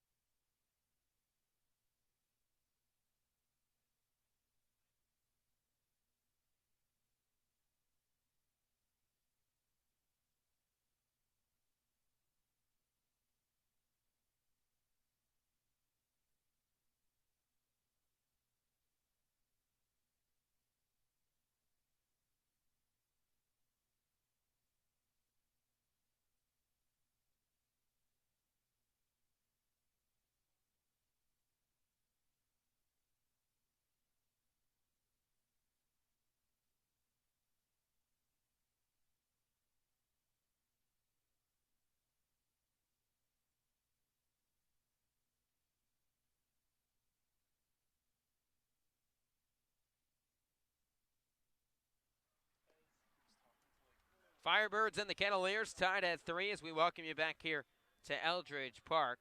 Pitching change for the Kettleers. It's the right-hander from William and Mary, Chris Farrell, into the ball game. Has made 2 starts for the Cats, but will make his first appearance out of the pen. Hasn't pitched in 12 days for Cotuit, but Mike Roberts calling on the right-hander to get the Cats out of the jam with runners on first and second. And, beg your pardon, runner on second base with nobody out. And Eddie McCabe in a 2-0 count, something we're not shy of seeing Mike Roberts do. Yeah, Mike Roberts does a couple interesting things. He pulling a guy in the middle of a count. Took IO before BP today, so we'll everything today. Why not take IO before BP? Switch things up, you know? You're coming up first, and if you're a club, why not take BP and try and keep the bats hot? So Farrell continues to warm up. He's got one more toss left to the plate, but was a reliever at William & Mary this past season with a 5-2 record, 2.58 ERA with 6 saves, and struck out 47 in a little more than 38 innings, but tried to be a starter on Cape Cod. Things did not go well the first 2 times, and now Mike Roberts brings him out of the bullpen to try and keep this game squared at 3. So Murray's on second with no outs here in the 4th. He reached on an error by the second baseman, Nick Gonzalez. 3-3 between the Firebirds and the Kettleers, and Eddie McCabe, a 2-0 count.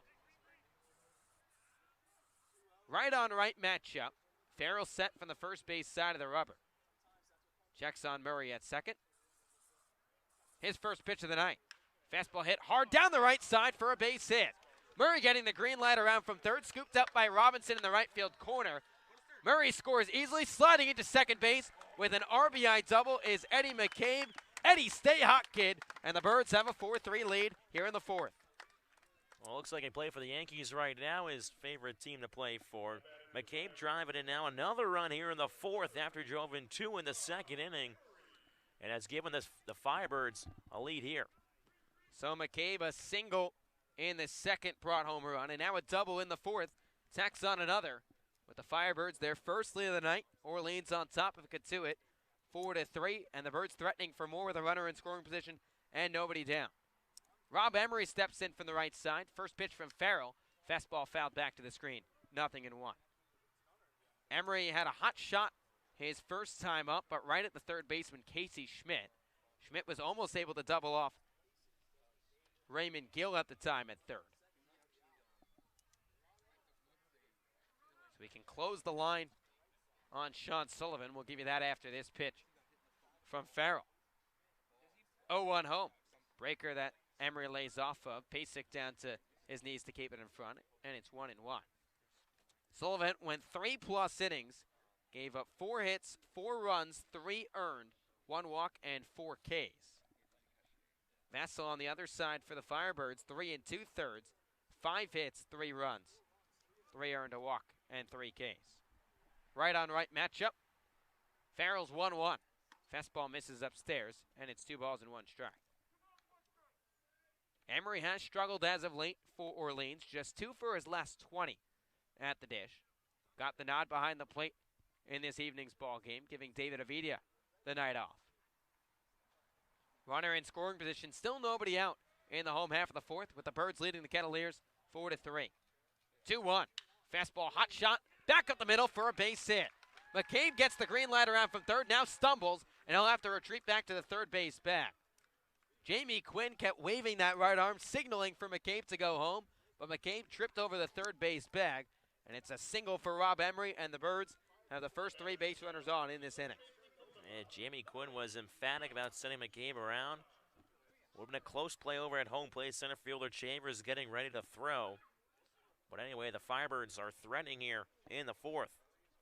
So now a chance for Josh Zamora to add another RBI, with Cody Pasek, the catcher from Maine, giving the first and third signs for the Kettleers. Nobody out in the bottom of the 4th, with Orleans on top of Cotuit, 4-3. Emery off of first, McCabe 90 feet away. Josh Zamora digs in from the right side. Second baseman out of Nevada Reno. An RBI single his first time up. Here's the first pitch. Curveball misses up and away for ball 1. Mike Roberts elected to go to his bullpen in the 4th inning. Just got 3+ out of Sean Sullivan. Got sacked for 4 runs, 3 of them earned on 4 hits, a walk and 4 Ks. But Chris Farrell has not answered the call. 1-0 pitch. Fastball paints the outside corner, and it's 1-1. Zamora's been a little feast or famine for the Birds. That single in the second snapped an 0 for 14 skid. But his 6th RBI for this Orleans club across the first 13 games. Has been an RBI machine for Orleans in the early part of the summer. 1-1. Curveball that fools Zamora, had it on a string, and it's 1-2. Zamora clubbed a home run on opening night in his first Cape Cod Baseball League at bat against the Bourne Braves, trying to do just the same with that breaker that caught much of the plate. Runners on the corners, nobody out in the bottom of the 4th, with the Birds leading the Kettleers 4-3. 1-2. Breaking ball, cut on and missed, strike 3. Hard slider that caught the outside part of the plate. Zamora whiffed the bat, and there's 1 away. Well, tough to protect when a ball is moving as much as that one was. Zamora tried his best 2-strike approach as he did back in the second. He drove in a run with a single, but just could not get a piece of wood on that one. So that will bring up the leadoff man, Jordan Lala, for the 3rd time. First pitch will be held up with the right-hander checking on the runner at first base, but Emery dives back in. Orleans 4, Cotuit 3, runners on the corners, and a 1 down. Righty on lefty matchup, first pitch. Lala lays down a bunt, gets up the first base side, past the right-hander, and Murray comes in. Beg your pardon, check that, it's McCabe from 3rd base. So Jordan Lala pushes a bunt up the first base side, and the Birds bring home another run. It's 5-3 in favor of Orleans. We're going to call it Kelly ball here in Orleans as the bunt up the first base line works as Lala's speed rolls circles, or running circles around the pitcher Farrell there on the first baseman, and Gonzalez as well over there. So an RBI single for Jordan Lala. He just started this summer, 4 for his first 25. Righty and lefty matchup once again. First pitch to Zach Britton. He cuts through the fastball low in the zone for strike 1. Orleans already 2 home in the inning and threatening for more. They've got runners on first and second and only 1 away. Britton in his first 2 at-bats in the Orleans red. 0 for 2, struck out his first time up. Right fielder from the University of Louisville calls time. Hit .288 this past season for the Cardinals with 5 homers and 28 RBIs. Served as the primary bat off the bench for Louisville with occasional starts in the DH spot. Farrell checks on the runner at second. Kicks home the 0-1. Breaking ball tapped back up the middle, off the second base bag into shallow center field. Emery chugging around from 3rd base. Throw home from Chavers, offline. An RBI single for Zach Britton, and the Birds have broken it open. It's 6-3 here in the 4th.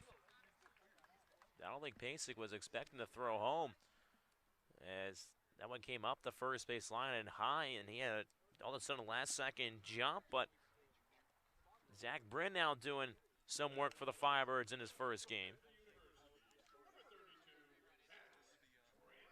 So a pair of 3-run innings for Orleans. They scored 3 in the second. Here's another 3 in the 4th, and it's Orleans 6, Cotuit 3, and Max Troiani, the 7th hitter this inning for Orleans. Righty on righty matchup. Here's the first pitch. Breaking ball cut on and missed for strike 1. It's been feast or famine offensively for the Firebirds this summer. Entered the night last in the Cape with a .207 batting average. Just tallying a little less than 4 runs per contest. But they're flexing their muscles tonight at the dish. Righty on righty matchup 0-1. Breaker misses upstairs, and it's 1-1. Troiani has been the hot bat in this Orleans lineup to start the summer. Troiani 0 for 2 tonight, but entered this evening 4th in the Cape with a .341 batting average. Runners on first and second with only 1 away. 3-run cushion for the Birds. 1-1, runner going. Troiani flares it down the right side, but foul. And it's 1-2. Lala got a great jump off the read of Farrell on the bump. Well, hit-run movement there by the Fibers, getting some men in motion, and Troiani almost placing one down the right field line. That would have guaranteed 2 more runs coming across to score. You saw the mix in looks from Farrell on the bump. Gave one glance to Lala, then went 3, but Lala was able to get a huge jump off of second base. 1 and 2 the count to Max Troiani. Runners on first and second with 1 away. And now Farrell steps off the rubber. You knew that had to come after the jumps that both those runners had. And we've yet to see Jordan Lala attempt to swipe a bag. Stole 28 this past season as a freshman at Miami. Lala extending his lead over at second. 1-2. Breaker bounces in the dirt. Cody Pasek knocks it down and comes out of the crouch ready to throw. Firebirds 6, Cotuit 3. 2 on and 1 down here in the bottom of the 4th. Troiani has been a singles machine. 13 of his 14 hits, all singles. Just had 1 extra base knock this past week. Farrell set at the chest. 2 and 2 the count. Farrell glances over at Lala, just inching towards third. Here's the pitch. Curveball smacked up the middle, glove down by Farrell. He'll turn to second, gets it to Gonzalez, on to first in time. A 1-4-3 inning-ending double play gets Chris Farrell out of the jam, but not before the Birds tack on 3 more runs. Orleans scores 3 runs on 4 hits, 1 error, and 2 runners left on base. We're through 4 complete innings here at Eldridge Park.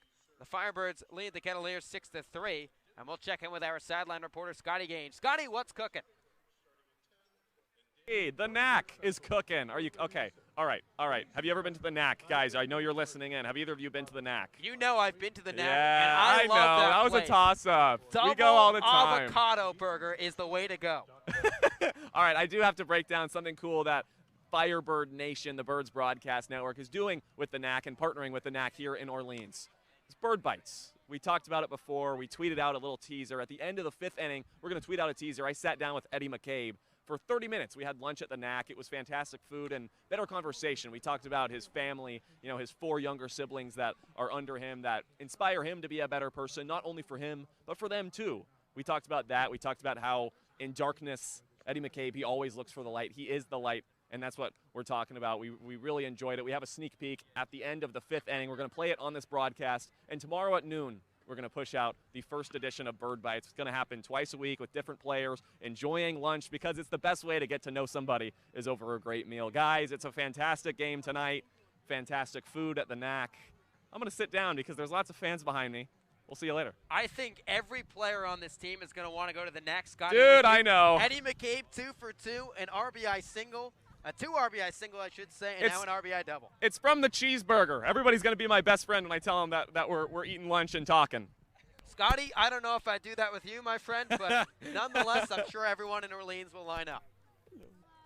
We'll head to the top of the 5th at Eldridge Park with the Firebirds leading the Kettleers 6-3, and Chase Wallace, who got the final out of that 4th inning, will stay in the ball game for the Firebirds. He'll face the heart of this Kettleers lineup, starting with Parker Chavers.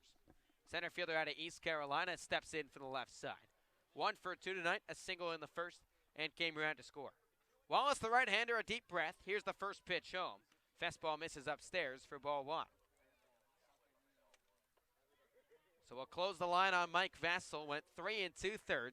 Gave up 5 hits, 3 runs, all earned, a walk and 3 Ks. Wallace out of the winds-up, 1-0 pitch. Fastball sky down the left side onto Route 28 in Orleans, Mass. And it's 1-1.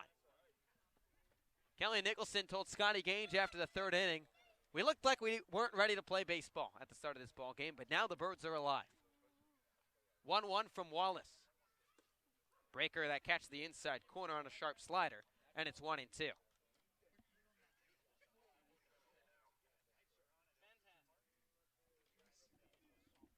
So Wallace, a deep breath, wheels and deals the 1-2. Breaker hit hard to the first base side, backhanded by Raymond Gill, shuffling to his right, and drops the baseball. So Gill was able to get there, brought his head up to see Wallace covering the bag, and the ball rolled out of the mitt. So Chavers is aboard to lead off this 5th. A tough play for Ray Gill to make over there at first base. Just kicked it around a little bit, but he's been spectacular over at first base for the Firebirds so far. This is probably the best, go back to the offense performance by the Firebirds, probably their best game since game 1 of the doubleheader in Bourne. Well, that's probably their other really good performance, probably their second best, I should say. So a runner on first base, nobody out, goes down as an E3. First pitch to Casey Schmidt, fouled off onto the hill at Eldridge Park. And talk about a crowd here in Orleans tonight. We're approaching that July 1 special date that comes around, and it seems like fans just flock to Cape Cod. Good luck trying to get to Cape Cod on July 4th week, that's for sure, especially on a Thursday now, July 4th falling. Firebirds will play Chatham at Eldridge. 0-1, high chop to the left side, slow roller for Tanner Murray, his only play to first base. Sidearm throw in time, advances Parker Chavers to second, and there's one away.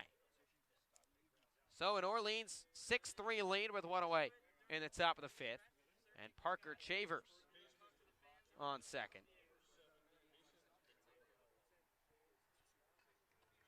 Mason McWhorter, the batter now for the Cats. 1 for 2, an RBI single that opened the scoring tonight back in the first.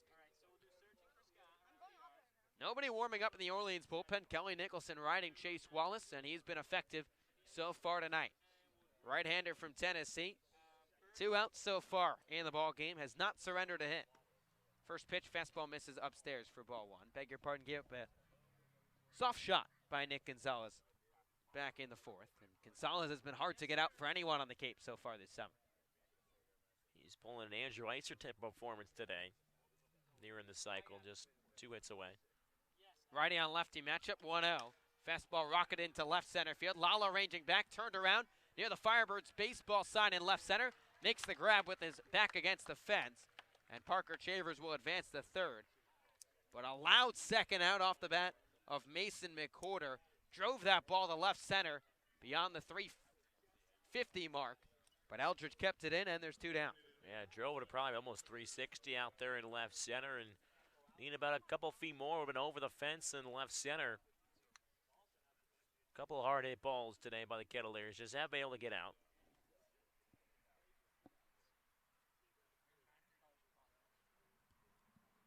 So Aranja New now the batter.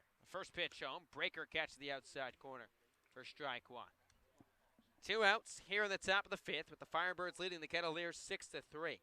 Chavers 90 feet away. He reached base with an error to lead off this inning. Wallace set at the chest, 0-1 to Anu.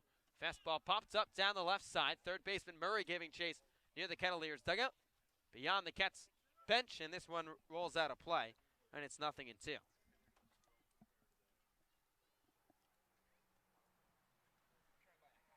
Anu, a switch hitter.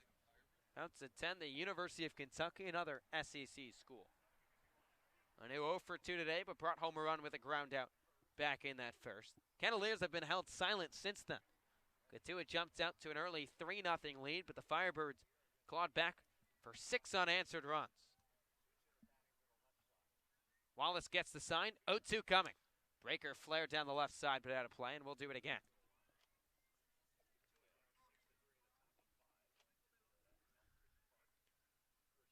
All Cotuit needs to do here, just chip into this deficit. Still plenty of game to go on here. 0-2 the count, runner 90 feet away. Here's the pitch. Slider fouled back to the screen, and we'll do it again. Good battle being put up here by Anu. Couple tough pitches. Just getting wood on it, just to see another pitch here in this AB. Anu, a strikeout victim his last time up. His 14th K in his first 12 games. Has not drawn a walk yet. And now Anu calls time. He's struggled as of late, just 1 for his last 17. But there's plenty of pop, especially from the left side. Switch hitter from Orlando. Hit 19 home runs this past season at Wallace Community College. 0-2. Fastball on the inside corner, strike 3. Wallace painted the inside part of the plate with a hard heater, and the side is retired. The Kettleers score no runs on no hits, 1 error, and they leave 1 runner left on base. We're halfway home here at Eldridge Park. Orleans 6, Cotuit 3. And we will check out the Cape Cod Baseball League standings so far tonight. Thomas, we looked around the Cape earlier today. How's everything going so far through the first few weeks on the Cape? Well, YD defeating Falmouth by a final score of 4-3. And then over in Bourne, late in that game in the top of the 9th, it's the Whitecaps 2, Bourne nothing in the top of the 9th from Doran Park. And then Over at White House Field, Norwich 6-0 lead in the top of the 8th against Hyannis. And then over in Chatham, it's a 7-1 Gateman lead over the Anglers at Veterans Field. As we saw, the Gatemen were up 7-0 after 2.5. So Chatham able to put a run up on the board there at Veterans. And we'll step aside. Keep it right here. As we'll take a look at the standings now. As Chatham sits atop with YD, first place in the East. Orleans in second. And then Brewster and Harwich, each with 6 wins. But the tie for Orleans against Cotuit is the slim margin.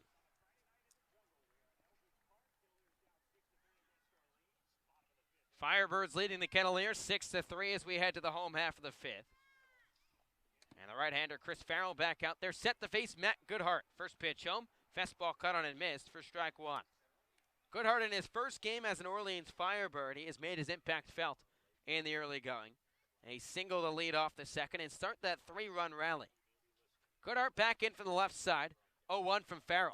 Fastball fouled back to the screen, and it's 0-2. Farrell got roughed up in that 4th inning. Gave up 2 runs. Third one was charged against the starter, Sean Sullivan. 0-2 the count to the cleanup man, Goodhart. Here's the pitch. Breaker that Goodhart lays off of, and it's 1-2. Goodhart, arguably the best hitter in this Orleans lineup, led the Razorbacks in hitting this past season, an all-SEC second-team selection. Batted .343 this past season for Arkansas. 1-2. Fastball spiked low, and it's 2-2. Goodhart mainly played DH for the Razorbacks, but listed as both an infielder and an outfielder. Was out here for early work, taking ground balls at first base for the Birds. 2-2. Fastball misses up and away, and the count runs full.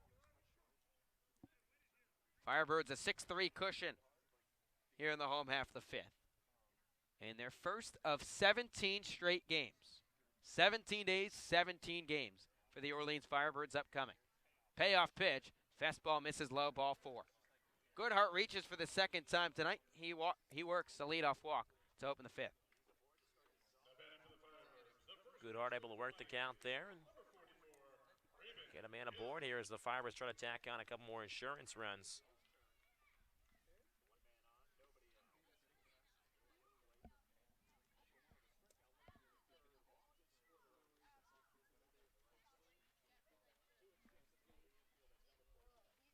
So Gill digs in from the right side. Farrell set at the chest from the first base side of the rubber. First pitch, fastball up in the zone, cut on and missed. 0-1.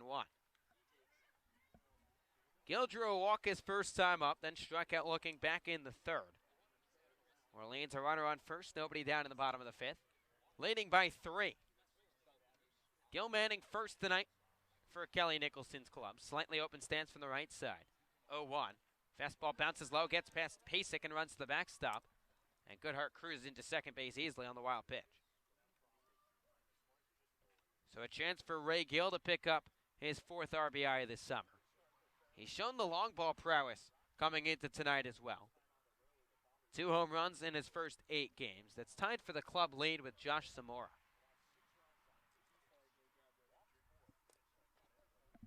Home plate umpire David Perry signals back to the screen, saying the count's 2-1. Check that. 2-1 pitch home. Fastball rocketed off the back glove of Farrell. Trickles to the third baseman, Schmidt. Schmidt won't make the throw, and Raymond Gill reaches on the infield single, but that probably saved a run for the Cotuit Kettleers.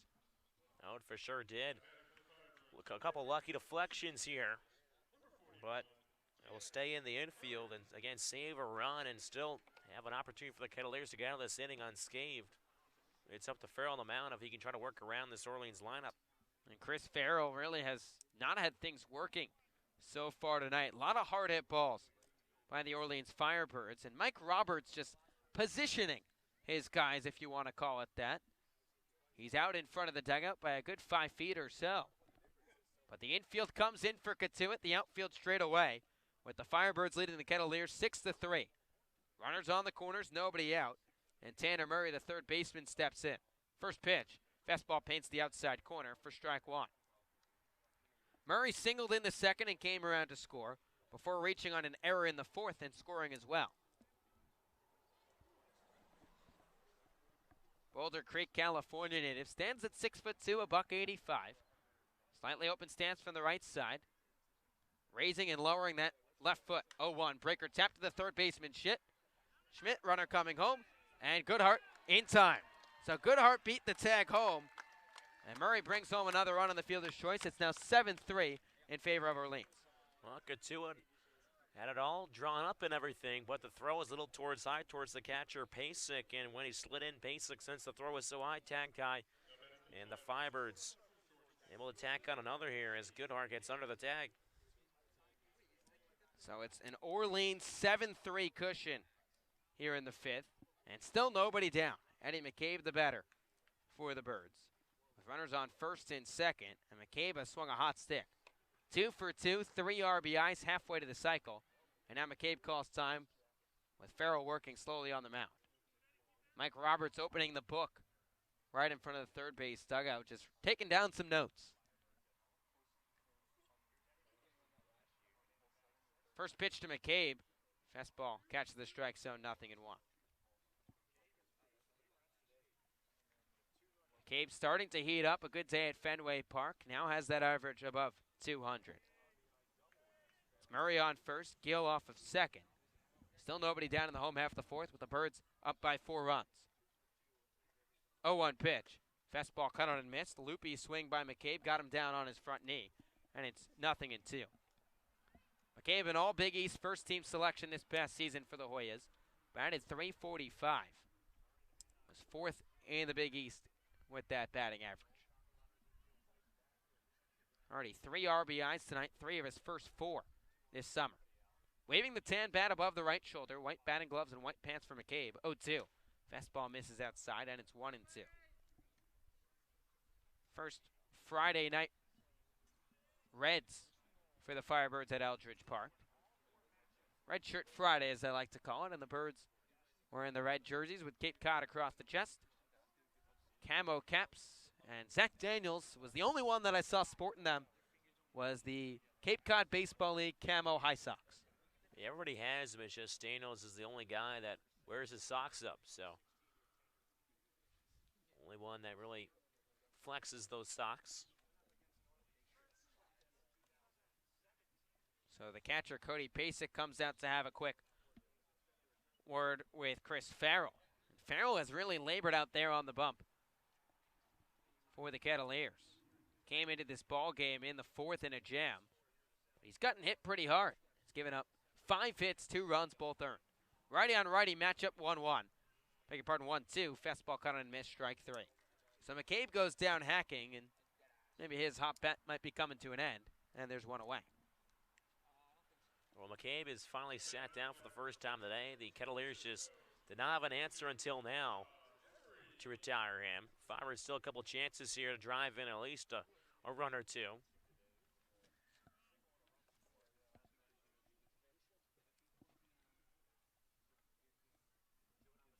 So Rob Emery, who singled his last time up, will dig in from the right side. Farrell set at the chest. Here's the first pitch home. Fastball catch the outside corner, strike 1. David Perry behind the plate, his strike call, takes his right hand and shoots it like a rocket right to the first base side. It's emphatic, makes it easy, and like a couple other punch outs we saw at Fenway yesterday, just a little slow rock step, strike 3. You blink, you might miss the strike call. Runners on first and second, 1 away, 0-1. Curveball bounces low, Pasek smothers it, and it's 1-1. Firebirds 7, Kettleers 3.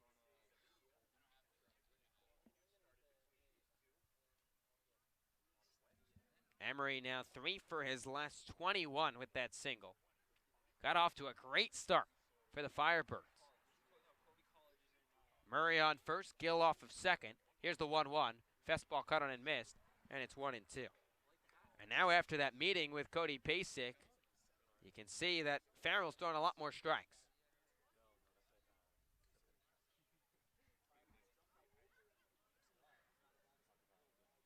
So Emery a chance to knock in just his second RBI of the summer.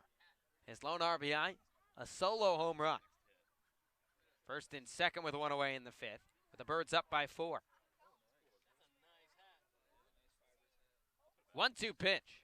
Breaker popped sky high by Emery. The catcher Pasek trying to give chase. Tosses the mask on the first base side, makes the grab in foul ground for the second out of the inning.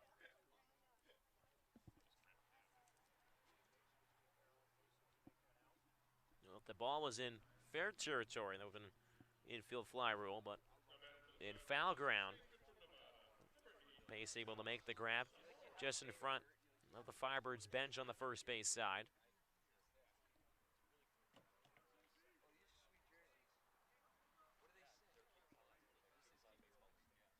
So Josh Zamora now the batter. First pitch coming from Chris Farrell after he comes set. Here it comes. Fastball fouled back near the Orleans dugout, giving Jordan Lalo a wake-up call in the on-deck circle. Well, one of the Firebirds hitters today, I forgot who it was, but I mean Shea Whitcomb, foul went off the L screen during BP, and then it rocketed, almost hit a couple players just in front of the Firebirds bench. Ended up near Callie Hannon, the athletic trainer for the Birds in that dugout. Runners on first and second with 2 away here in the fifth. 0-1, Breaker bounces low, and Pasek once again, a great job doing his best David Avidia impression to keep it in front.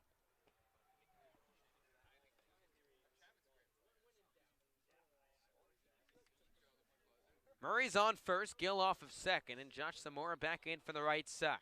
1 for 2 this evening, an RBI single back in that three-run second inning. Farrell set, here's the pitch. Fastball misses low, it's 2 balls and 1 strike. Sure, if you told Josh Zamora at any point in 2019 he'd be batting in the 9th spot, probably think you were crazy. All Mountain West second team selection for Nevada this past season. And bats in the heart of that lineup day in and day out. You come to Cape Cod surrounded 1 through 9 by fantastic hitters. Zamora in the same right gives the Birds a boost. 2-1. Fastball skied out to deep right center field. Robinson on the run. He's at the track, has some space, makes the one-handed grab in front of the Firebirds bullpen, and the side is retired. So a deep fly ball hit by Josh Zamora, but not deep enough. But nonetheless, the Firebirds tack on another run. Orleans scores 1 run on 1 hit, no errors, and they leave 2 runners left on base. After 5 complete here at Eldridge Park, Orleans 7, Cotuit 3. You're listening to Firebirds Baseball on the Birds Broadcast Network.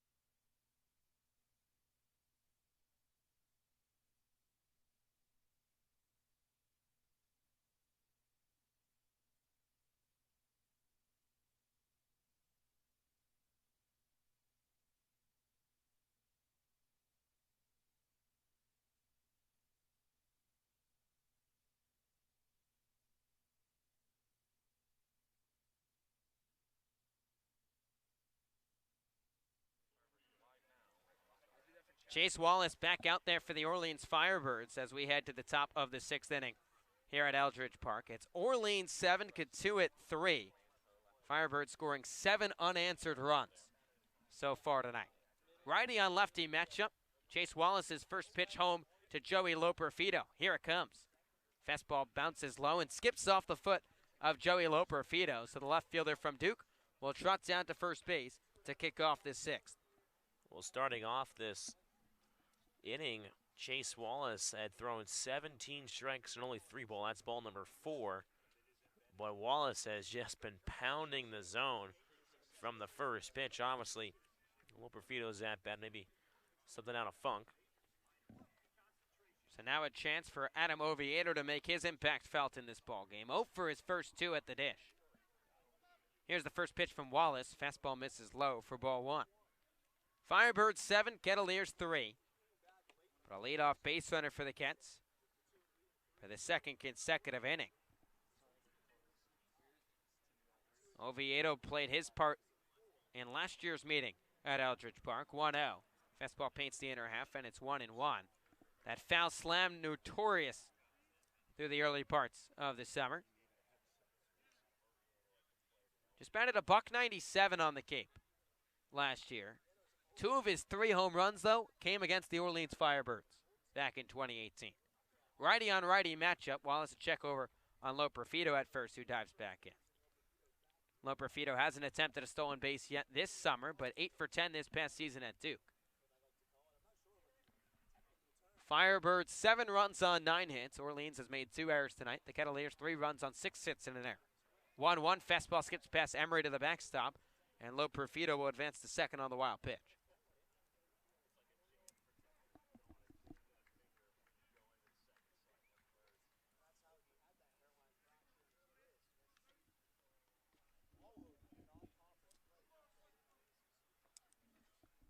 So Wallace taking his time on the mound, walks around the back of the bump. 4-run cushion to pitch with here in the 6th. Got out of the jam back in the 4th. Tossed a scoreless 5th, and he's out here to try and complete a second full inning. 2-1, fastball hit back up the middle, off the bare hand of Chase Wallace. Rolls to the shortstop, Eddie McCabe. He won't make the throw. An infield single for Adam Oviedo. He's aboard for the first time tonight. And the Kettleers, the first 2 base runners on.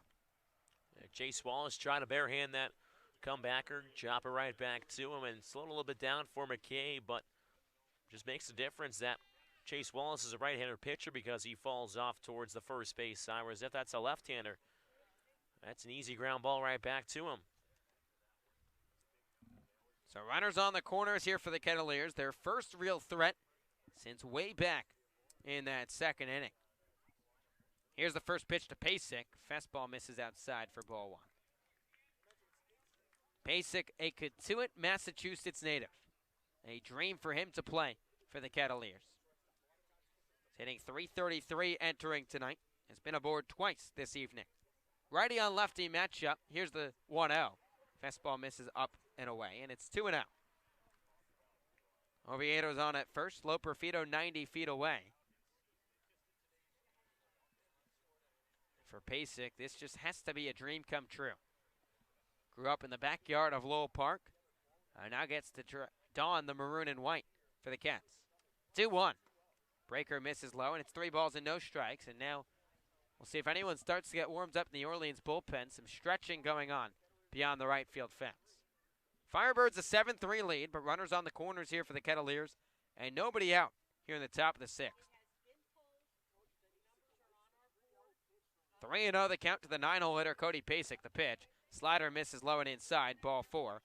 So Pasek works a walk, and the bases are loaded, and the tying run will come to the plate in the form of Nick Gonzalez. And Kelly Nicholson just going to emerge out of the Orleans dugout to pay a visit to Chase Wallace. And again, Matt Troop not in town right now. He's attending a wedding this weekend, so Kelly Nicholson does not appear to be making a change. Just going to try and calm down the right-hander on the bump. Could also be to try to buy some time out there in right center. We'll probably stick with Wallace here, unless he's just going to take as much time as he can to try to warm up. Who's ever down there looks like a right-hander in that right center field bullpen area. Shot out of a cannon, I'm going to say that appears to be Connor Pellerin. That's a pretty blind guess. Yeah. Well, he's worn up rather quickly over there, too. Now working from the mound. Before he was just warming up and rapid fire. Can I get a re-guess? Maybe. I'd like to change to either Austin Love or Zebulon Vermillion. There's a 4 out there. It's 40-something. 40-something. only two birds with the numbers 40. Austin Love at 40 and Zebulon Vermillion at 45. Bases full here for the Cavaliers. Nobody down in the top of the sixth. Check that. And the tying run at the plate in the form of Nick Gonzalez. First pitch. Fastball high chopper to the left side. Could be two. Third baseman Murray comes on. He's going to take the short at first base. But a run comes home to score as Lo Perfido touches the plate. An RBI ground out for Nick Gonzalez. And it's 7-4 here in the sixth. Well, Murray took the for sure out, as you alluded to. Could have a couple of options there, but the for sure out was over at first base, and I think they'll take the out for the run.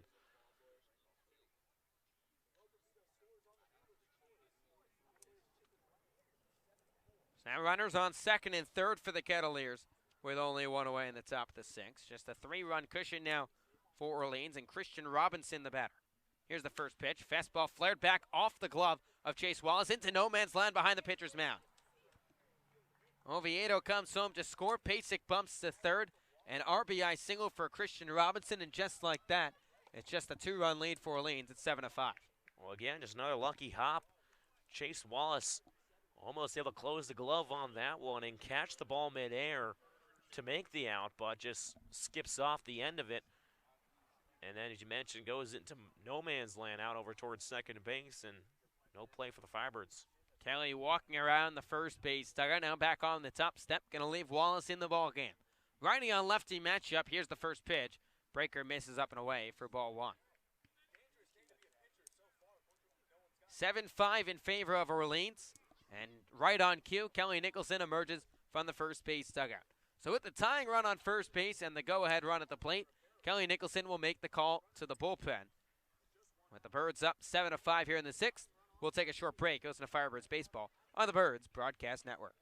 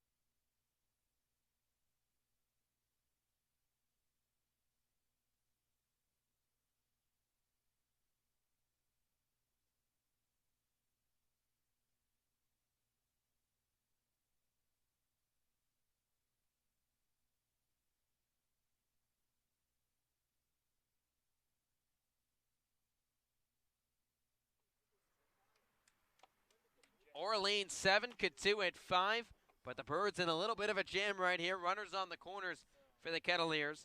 And a 1-0 count to the three-hole hitter Parker Chavers. And Kelly Nicholson turns over to the hard-throwing right-hander Austin Love from the University of North Carolina to try and get the Birds out of the pickle. Robinson's aboard at first, Pasek 90 feet away. And the 6'3", 235-pound right-hander steps on for the first base side of the rubber. Love his second appearance on Cape Cod, a scoreless frame against Wareham 5 days ago. 1-0 pitch, fastball misses up and away, and it's 2-0. Love this past season at North Carolina, 36 appearances out of the Tar Heels bullpen. 8-4 record with a 3.09 ERA. 2-0. Fastball paints the outside corner, and it's 2-1. Love really served primarily as the Tar Heels closer to start the season, racked up 5 saves. But then Mike Fox realized, hey, this kid can go deep. They used him as their long reliever out of the pen, and he was effective. 2-1. Fastball spiked low in the dirt. Emery blocks it down, and Robinson will advance to second with no throw. So Robinson advances into scoring position, and now the tying run on second base. Firebirds 7, Cavaliers 5. With 2 in scoring position and only 1 down. Chambers back in from the left side. He's 1 for 3 today. 3-1 pitch. Fastball flared into shallow left center field. Center fielder Lala shifted perfectly. He's calling for it, makes the two-handed snag. Tagging up from third base is Pasek, and he will retreat back to third on the hard throw from Lala to the plate. That's a very productive out used by Love there. Does not yield a run to come across. And good stop by the catch Emery as well, as Lala throw kind of a weird type of hop for Emery, so just had to use the body there.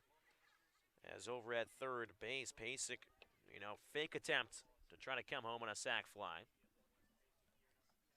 It's now a chance for Casey Schmidt, the third baseman from San Diego State. Righty on righty matchup. Love pitching out of the windup with a runner on third. Here's the first pitch. Fastball fouled back to the screen for strike 1. Schmidt 0 for 3 tonight, but reached on an error back in the first. That was part of a 2-run frame for the Cavaliers. Schmidt, one of the most impressive guys in this Cavaliers lineup, has gotten off to a little bit of a slow start. Here's the 0-1. Breaking ball spiked in the dirt, but Schmidt went around fishing, and it's 0-2. Schmidt entered tonight just batting $176, but has reached base in 5 straight ball games. Robinson's on at second. Pasek 90 feet away with the Firebirds a 2-run lead here in the top of the 6th. Love trying to get the Birds out of the jam. Big right-hander gets the sign. Here's the 0-2. Fastball on the outside corner, strike 3. And Kelly Nicholson loves what he saw from Austin Love on the mound. Paints the outside edge and gets the Birds out of the jam. Love entered the ballgame with runners on the corners and only 1 out. Gets the next 2, but not before the Cavaliers tack on another 2 runs. The Cats scored 2 runs on 2 hits, no errors, and they leave 2 runners left on base. After 5.5, the Birds lead the Cavaliers 7-5, and well beyond the outfield fence, we'll check in with Scotty Gage. Scotty, what's going on? Not just Scotty Gage, but Jesse Fraser is here too, a game day operations intern, and we're talking about the Land Ho. I know you had dinner there last night. Tell me about it. Well, Scotty, the Land Ho is in a prime spot right in downtown Orleans. I've heard it's in the heart of Orleans. Absolutely. Really? Yeah. Wow. They have great prices, awesome food, a great value, own a family-owned business. It doesn't get better than that around here, man. It really doesn't. A family-owned business for over 50 years. The Murphy family has been an absolute staple in this city of Orleans. Jesse Fraser is also a staple in Orleans. And hey, 20 beers on tap at the Land Ho. Fantastic burgers, fantastic fries, everything you could think of. It's there at the Land Ho. I'm going to let you say the tag out. It's the Land Ho what? Land Ho Ho Ho home run. Guys, back to you. Great stuff there from Scotty and Jesse Frazier. And Jesse, a good friend of ours, working the game day side. And we have a new pitcher into the ball game for the Cotuit Cavaliers. It's Matt Moore, the southpaw from Purdue, to enter in the ball game for Mike Roberts' club, with the Birds leading the Cavaliers 7-5 as we head to the home half of the 6th. We can close the line on Chris Farrell. Went 2 innings, gave up 5 hits, 2 runs, and both earned.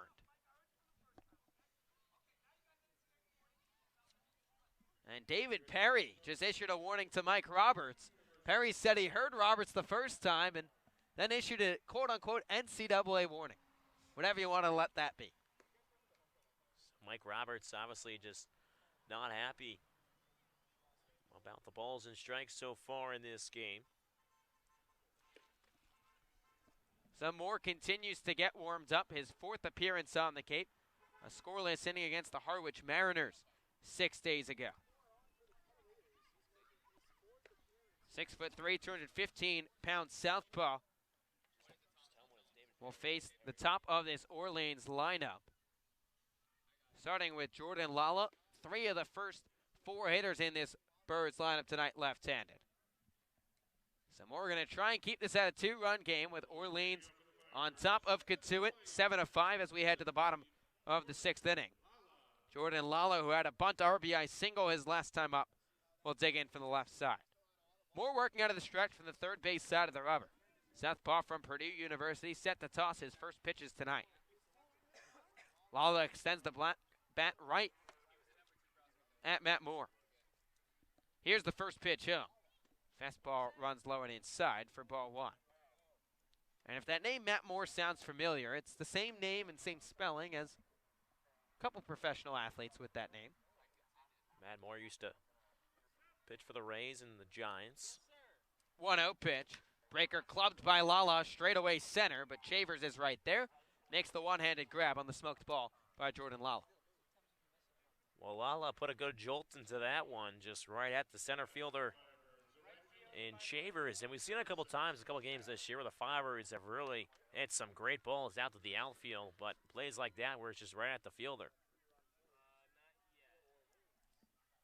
So Zach Britton, who had an RBI single his last time up, his first hit in the Cape Cod Baseball League, steps in from the left side.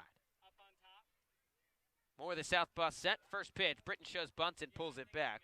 On a fastball that misses low. Britton from the University of Louisville. Natural catcher, transitioning over into one of the outfield corners. Played there a couple times this past season for the Cards. 1-0.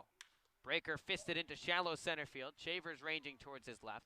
He's got room out away in deep center for the second out of the inning.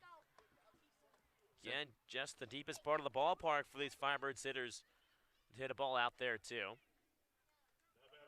So 2 quick outs for Matt Moore. But the Birds leading the Cavaliers 7-5 in the home half of the 6th. And Max Troiani, who's cooled off just a touch, will dig in from the right side. Troiani 0 for 3 and hit into an inning-ending double play back in the 4th. Moore set at the chest. First pitch home. Fastball catches the strike zone. 0-1. Troiani out of Bentley University, a D3 school.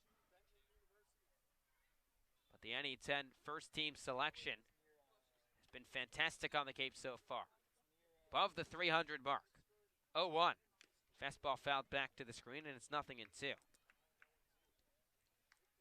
Continues to be the main storyline for Orleans in the lineup. Started tonight 4th in the Cape in batting average at .341. And he said, there's no adjustment for me using the wood bat year-round.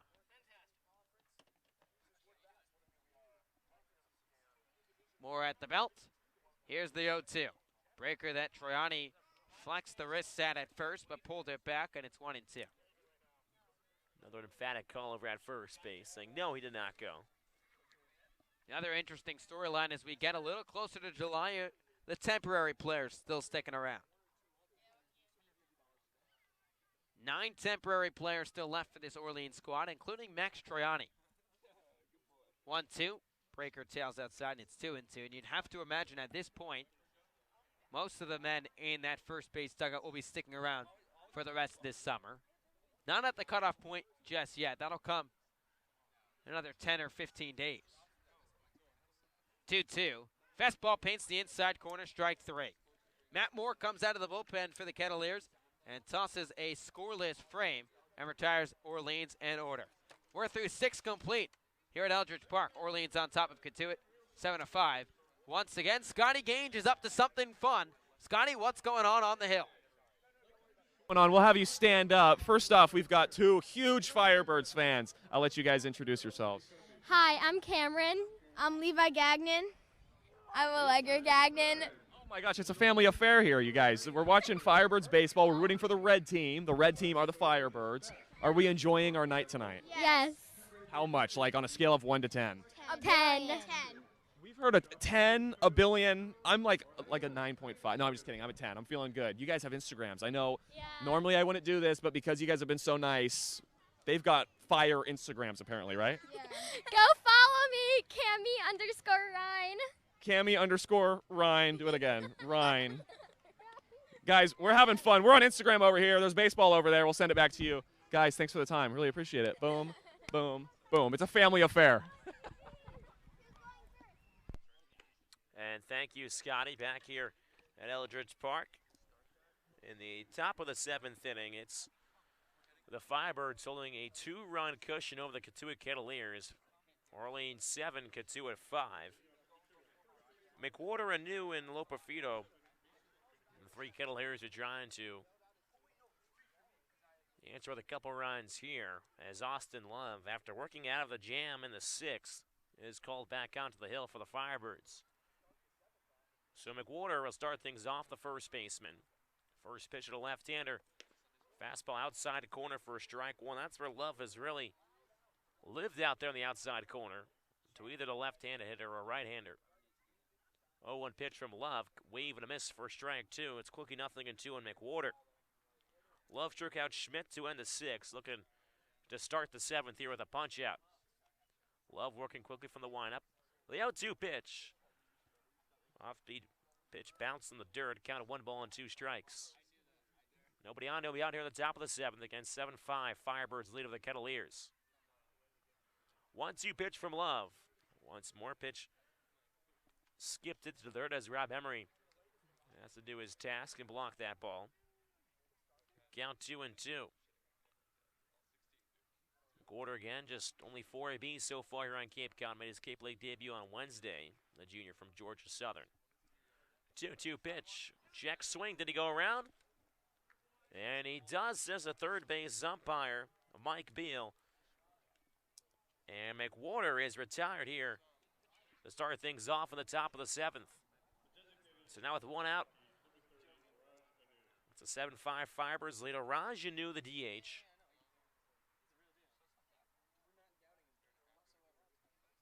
The switch hitter will stand from left side against the right-hander, Austin Love. Anu fouls one back to the screen for strike one. Anu so far, he grounded out and drove in a run in the first. Has struck out Luck in his last 2 appearances. Looks to change his fortunes. Here's the 0-1 pitch. Fastball runs high for ball 1. A count of 1-1.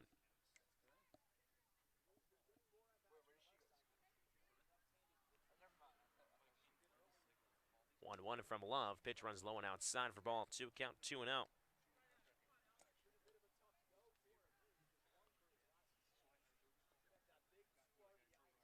Anu just trying to get things back on track here. As a 2-1 pitch. Anu rolls over.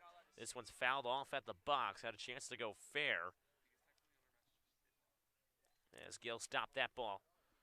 Dead over on the first base side. But count 2 balls and 2 strikes as Anu limps out of the batting circle. So Anu reshaps the batting gloves. Might see Austin Love go another inning or a couple outs after this. We'll have to see how long Kellen Nicholson will hold him in there. 2-2 pitch from Love. Off speed in the dirt. Anu doesn't go fishing. Count runs full at 3 balls and 2 strikes. As of right now, it's a save opportunity if it comes to Jeff Pramel. He's been the closer so far for the Firebirds. 3-2 pitch. Anu just staying alive. Slaps it over the Cotuit Cavaliers dugout over Route 28 just behind us. Count remains 3 balls and 2 strikes.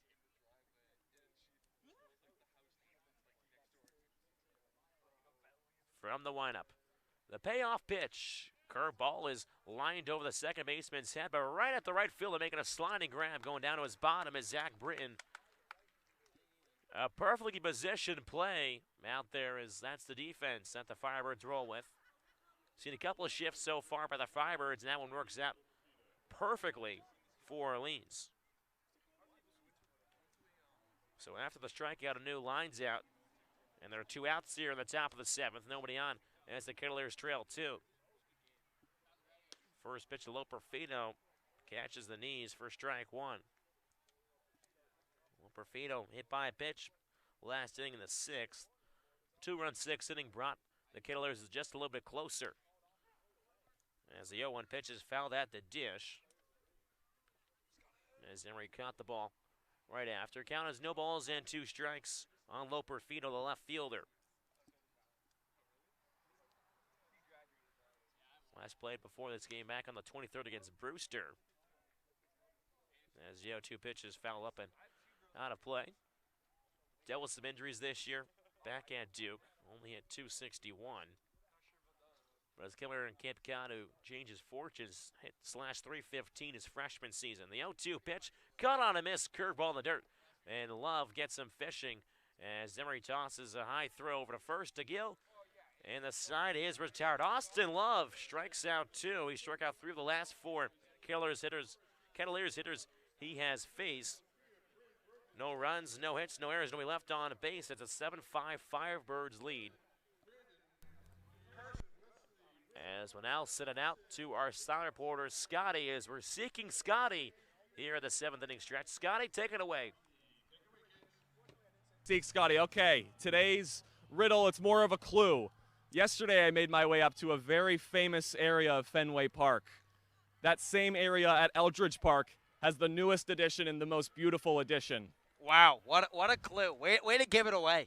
Did I give it away? Yes, you did. Okay, we're starting easy. We're going to make it much harder later. What, but by the time we get to the East Division Finals, Cape Cod Baseball League Championship? You've got some home games to go, my friend. All right, well, let me break down this new scoreboard if we got the camera here. You guys found me. You win today. We can see you. Oh, do I look good? How do I look? Today, come on. You looked better yesterday in that jacket. Yeah, I did look better yesterday, but I was sweating buckets. I'm feeling good tonight. It's a beautiful night. Let's break down this new scoreboard. It looks nice. It looks beautiful. We talked about it on opening day. This place is a transcendent sylvan beauty. That was in 1980. It was written in the Boston Globe. Eldridge Park, a transcendent sylvan beauty, was written 1980. This place. Now we got this guy. There's a pitch speed monitor right there for scouts and parents and everybody to watch, see how fast these guys are throwing. They're throwing pretty fast, by the way. And look at that. 7.5 birds. Can I duck? 7.5 birds. It's a good day to be a bird. Come on. You were covering the 7, but you're now out of the way. So I'm out of the. You can see the 7 then. Yeah, we can. All right, I'm just gonna sit down, hang out with some people. How are you? It's fantastic night, right? All right, guys, we're playing baseball. I'm gonna hang out here. Thank you, Scotty. Make some new friends out there. And out in left field, the new scoreboard out there. Here back in the bottom half of the 7th inning from Eldridge Park. First pitch to Goodhart. Runs up and in on the Arkansas Razorback for ball 1. A lot of additions over the years have been added here to Eldridge Park. Of course, where Scotty is down in left field corner, that's where home plate used to be before the Townsend extension was put in here. As the 1-0 pitch, curveball at the knees for strike 1. 1 ball and 1 strike is the count. As Moore in his 2nd inning of work. The hill was terraced back in the 60s when Eldridge Park was rededicated here. Massachusetts governor came and big celebration. As the 1-1 off-speed pitch misses low and outside, count 2 balls and 1 strike. And in the fall time, too, you can drive Eldridge Park, and there will be soccer goalposts on the field. They play soccer games here at Eldridge Park, so it's a multi-use stadium here. 2-1 pitch to Goodhart. That's ripped through the hole on the right side into the outfield for a base hit, and Matt Goodhart collects a leadoff single here in the 7th inning as the Firebirds cling on to their 2-run lead. They lead 7-5.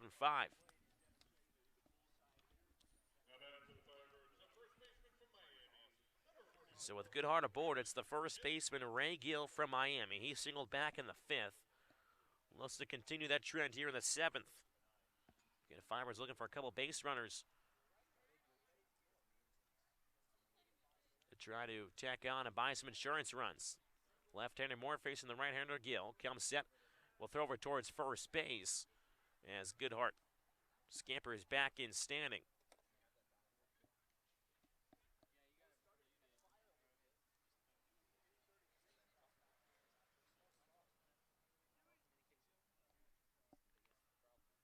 Gill waits the first pitch. His first pitch fastball just misses the outside black for ball 1. So Ray Gill with his single tonight has continued now a 5-game hit streak. Coming into this game was batting .273 with 2 long balls. 1-0 pitch from Moore. Gill skies it up in the air, but up and behind the seats on the hill. Count 1 ball and 1 strike on Gill.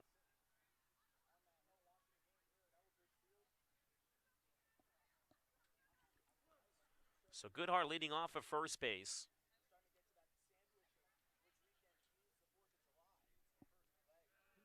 As Moore once again will check over on the runner. Goodhart at first base. He's back in standing as it's complete darkness here at Eldridge Park.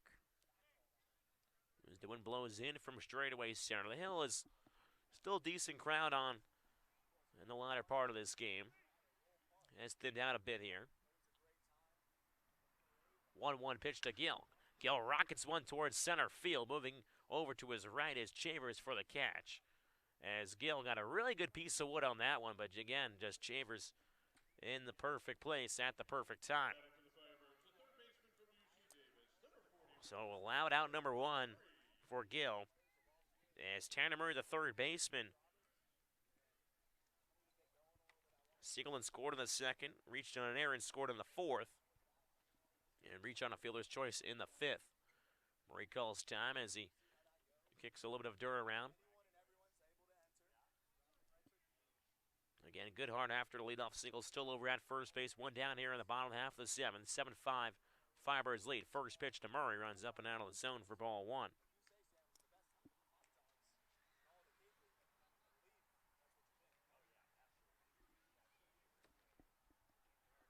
Some more action going on in the Orleans bullpen out there in right center for the Firebirds. As the 1-0 pitch to Murray, fouls it off the mid of Pasek into the screen. Count 1 ball and 1 strike.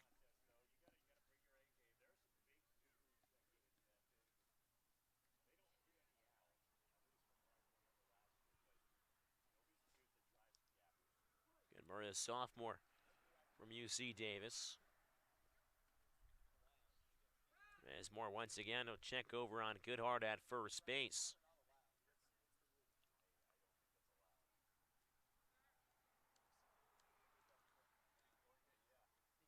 Goodhart at 5 for 7 on stolen bases back in Arkansas this year. 1-1 pitch to Murray, slaps it over the shortstop's head into left field for a base hit as Goodhart trips over at second base, but the throw goes into the cutoff man. The shortstop in Oviedo, otherwise he might have had Goodhart over at second. He slipped around second base, but able to scramble back. So Murray picks up his second hit in tonight's affair. Firebirds have a man in scoring position with just 1 out. Goodhart over at second base, Murray at first. It's Eddie McCabe, the shortstop. McCabe so far today has driven 3 of the 7 runs for the Firebirds.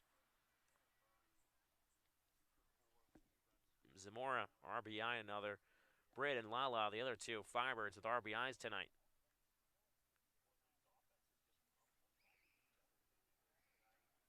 McCabe also one of the 3 Firebirds with 2 hits. Murray now the other Firebird, and Goodhart as well. So the 2 Firebirds on base and the Firebird at the dish all have multi-hit games for the Birds. As a meeting on the mound by Mike Roberts.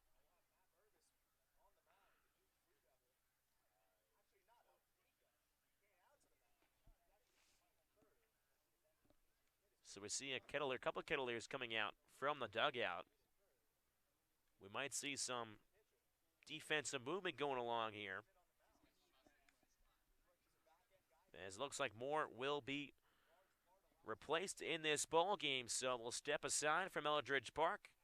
In the bottom half of the 7th inning, runners on first and second with just 1 out. It's a 7-5 Firebirds lead. We'll be right back. Listen to Firebirds Baseball on the Birds Broadcast Network.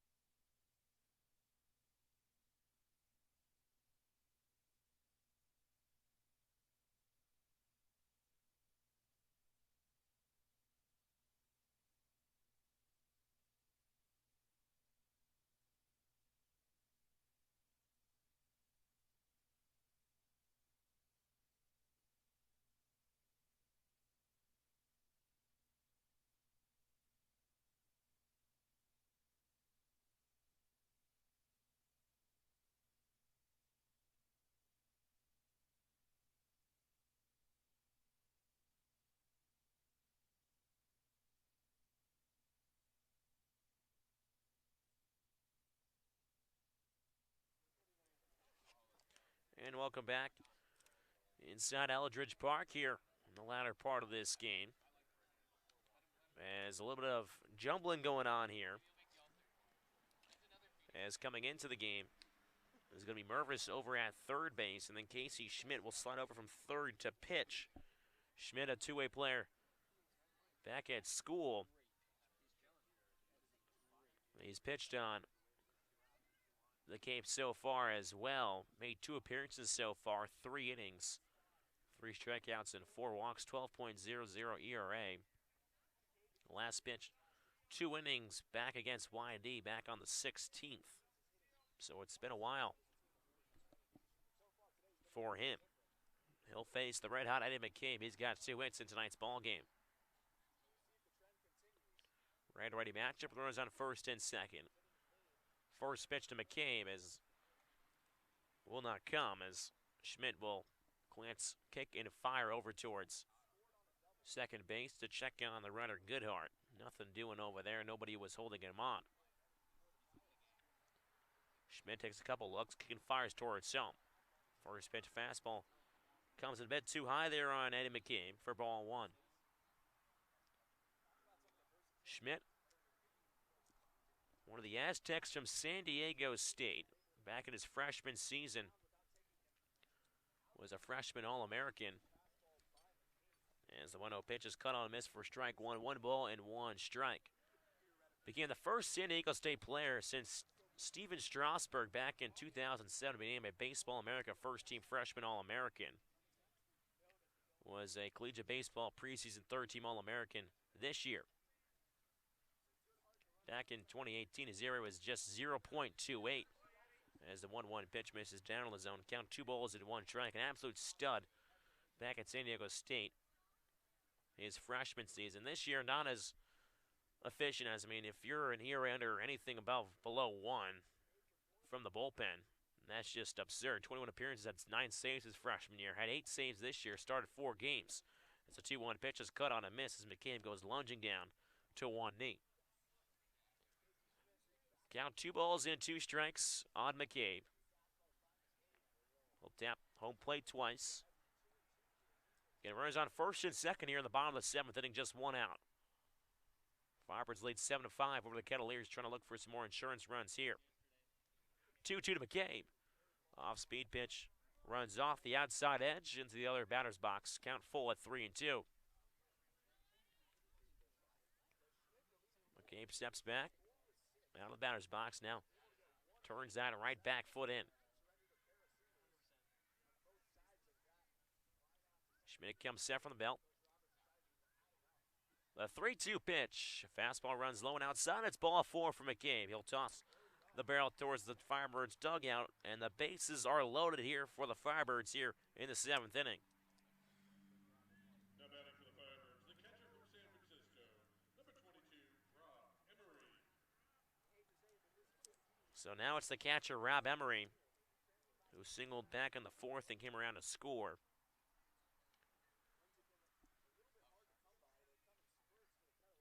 And Firebirds already 7 runs and 11 hits. As the defense is in for the Kettleers as Schmidt tries to induce a ground ball. First pitch to Emery, it's a high fly ball out towards left center. Going back is the left fielder just shy of the warning track. Loperfido tagging up from third and scoring easily is Matt Goodhart. So Emery does his job at the dish. Sends a high fly ball, almost caught all of it, just got a bit under it. But a run does score for the Firebirds. They now lead 8-5 here in the 7th inning.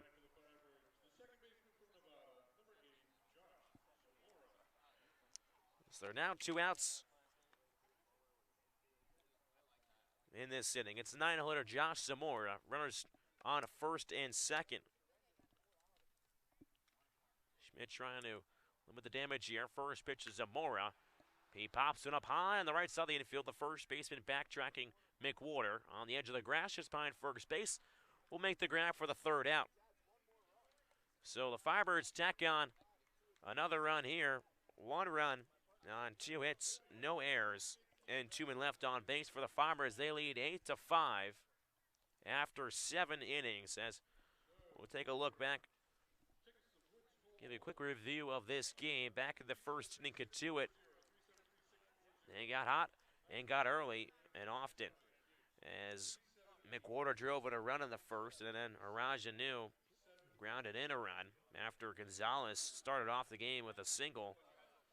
They got to Mike Vasso early, the starting pitcher for the Farmers. He did calm down after the first inning.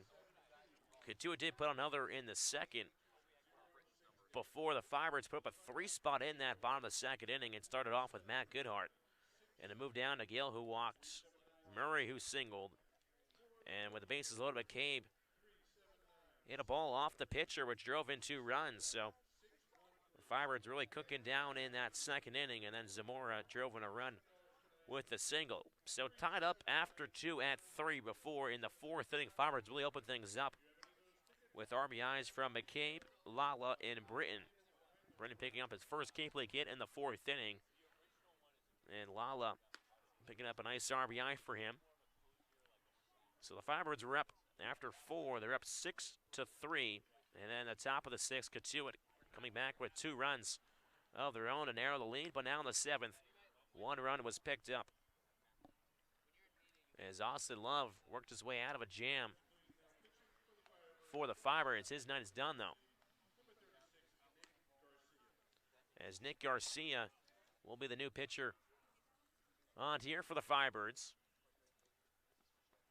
Garcia pitched in just a third of an inning back on Wednesday. Got a big strikeout. That was a big situation for Garcia to maintain the tie. Again, it was called due to darkness back on Wednesday night at Lowell Park in Cotuit. So the Cavaliers know him a little bit, but not too much. As Love's final line on the evening, inning and 2/3. No hits, no runs, no walks, and 3 strikeouts. So Austin Love having a nice appearance here at Eldridge Park. As Kelly Nicholson again will turn to Nick Garcia to preserve this lead. They'll probably send him through the 8th and then Pramel in the 9th, as looks like he's warming in the right center field pen now. So it's Oviedo, Pasek, and Gonzalez. 8-9-1 due up for the Cavaliers. Again, they trail 3 runs. Garcia from the lineup. First pitch in there at the belt for strike 1 on Oviedo. Oviedo so far 1 for 3, singled and scored back in the 6th inning. Again, the Cavaliers picked up 2 runs in that 6th. 0-1 pitch, runs a bit too far inside as the Oviedo has to deke out of the way. Count 1 ball and 1 strike from Garcia. Can hear the top of the 8th inning. Nobody on, nobody out. It's an 8-5 Firebirds lead. Oviedo waves the black bat to the pitcher Garcia. Righty-righty matchup. As the 1-1 pitch runs off the outside edge for ball 2. Count moves to 2 balls and 1 strike.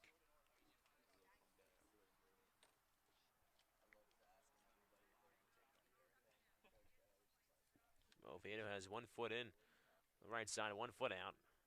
Now it comes back set full. Garcia works once more. The 2-1 pitch. Fastball cut on and missed. Add some heat to that one. Garcia, a guy who was clocked at 98 this year, was a D3 baseball first-team All-American as Chapman won the D3 National Championship. Garcia gets the sign from the belt. The 2-2. This one's driven out towards straightaway center field. Lala, she was shading over towards right center, moves to his right. He'll make the grab for the first out. So Lala patrols center field rather well and able to make the catch. Again, we've seen some Firebird shifting going out here as the right field of Britton is shading out almost towards the bullpen in right center as he's almost behind the second baseman Zamora. Lala moves almost to left center. He's playing well over from second base towards the left center. First pitch runs up on Pasek for ball 1. And then Troiani hugging the line just a little bit more. Facing the left-hander, facing the right-hander, Garcia. 1-0 pitch. Check swing, but able to lay off was Pasek. Count at 2-0.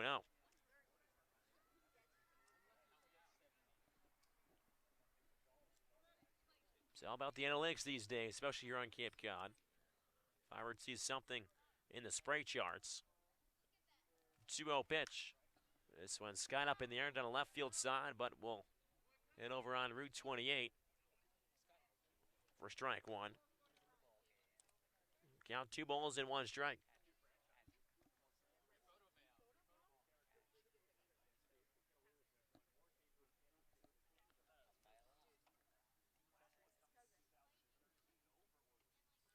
Garcia dons the serve lead, gets his sign.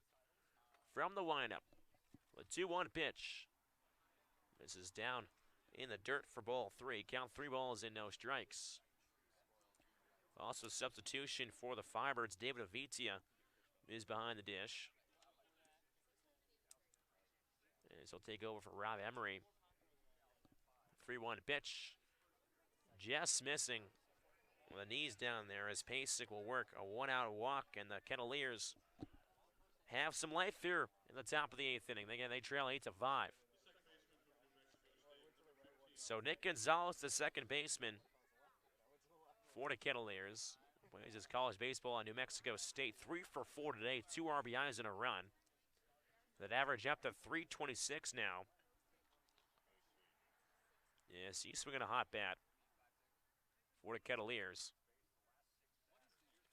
First pitch to Gonzalez. He ropes one down the left field line, but tailing well foul for strike one.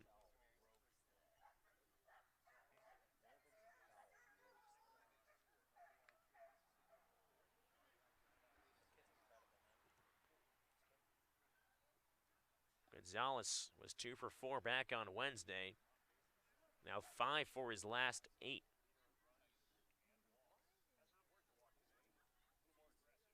Righty-righty matchup as Garcia from the stretch kicks and fires. Fastball this time elevated up and gets Gonzalez to swing out of the zone. Count 0-2.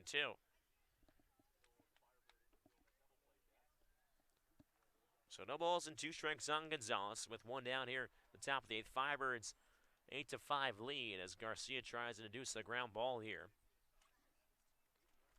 Everybody in infield back here. Double play death for the Orleans Firebirds middle infielders. Garcia, the 0-2 pitch. Fastball lands a little bit up and inside there. Gonzalez did a little dance there in the right-hander's batter's box as he backs off. Got 1 ball and 2 strikes on Gonzalez. As Pasek worked a 1-out walk, he's over at first.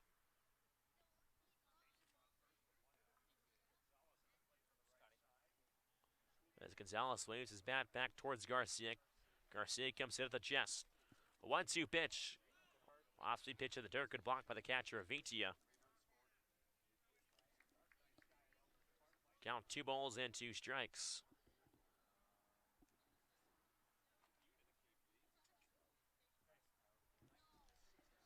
Might be one of the longer games so far this year on Cape Cod. Already at 2 hours and almost 40 minutes.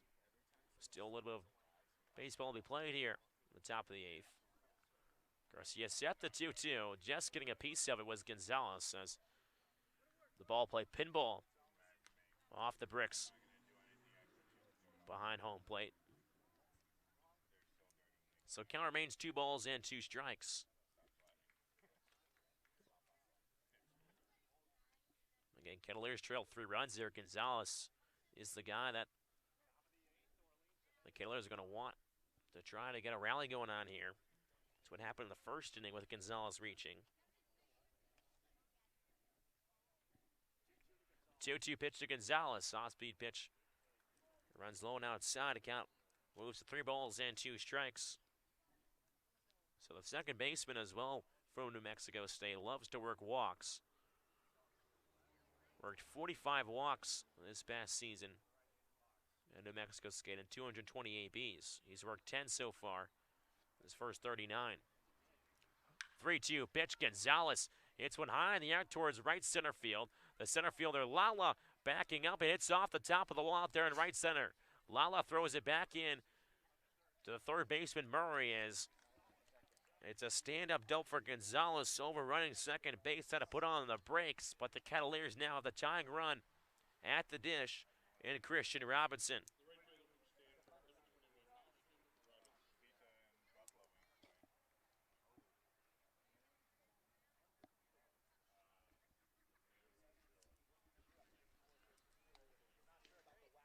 Get one out here in the top of the 8th inning as Pasic's over at third, Gonzalez over at second. First pitch of Christian Robinson, he pops it up and out of play for strike one. So after Garcia got Oviedo to fly out, it was a walk by Pasic and now a double by Gonzalez. Runners on second and third for the Cavaliers. They trail by 3 runs, 8-5, Firebirds lead. Got the tying run at the dish and Christian Robinson. As Garcia works from the stretch once more. As the 0-1 pitch is a shattered bat out towards right field. Coming in is the right fielder, Britton. Will make the grab, tagging up from third base, and standing up is going to be Cody Pasic. He'll come in to score, so the Cavaliers cut it once again to 2 runs as an 8-6 Firebirds lead. The broken bat actually coming just in front of us behind home plate. As there are 2 outs here in the top of the 8th inning. And as good as this Orleans offense has been tonight, you got to give Cotuit a lot of credit. They've stayed the course of this ball game. They haven't gone down without a fight, and obviously Orleans, the best pitching staff in the Cape so far. They've given up a fair share of runs tonight. Parker Shavers takes the first pitch fastball inside for ball 1. Tap home plate a pair of times. Seems like every time Orleans scores a couple of runs, Cotuit comes back with one of their own. 1-0 pitch hit on the ground sharply towards the first baseman. Gill moves to his right. Now comes over to the first base. Takes himself close play over there as Shavers trying to make it a little interesting down there. As that will end the top half of the 8th inning after 7.5. As the Killers get 1 run on 1 hit. No errors and 1 man left on base. It's the Firebirds 8, the Cavaliers 6. We'll be right back. Listen to Firebirds Baseball on the Birds Broadcast Network.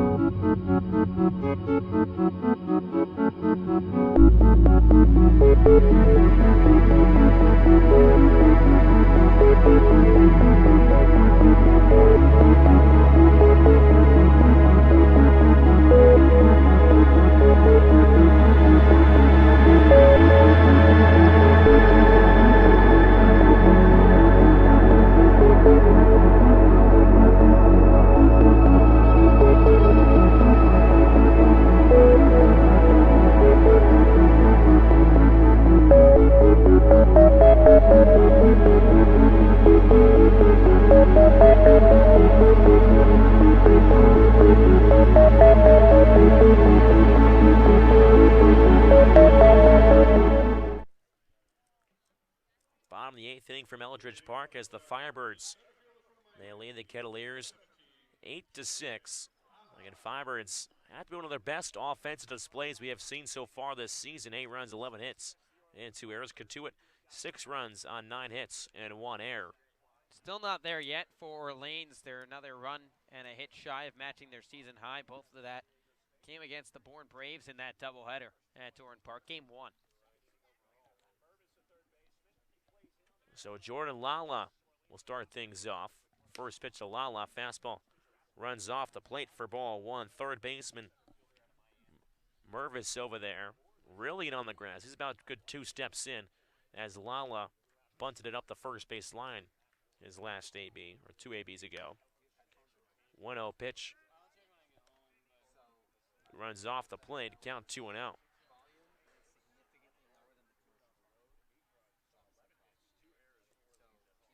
2 balls and no strikes on Lala. 2-0 fastball outside corner for strike 1 on Lala. Lala so far drove in a run in the 4th inning.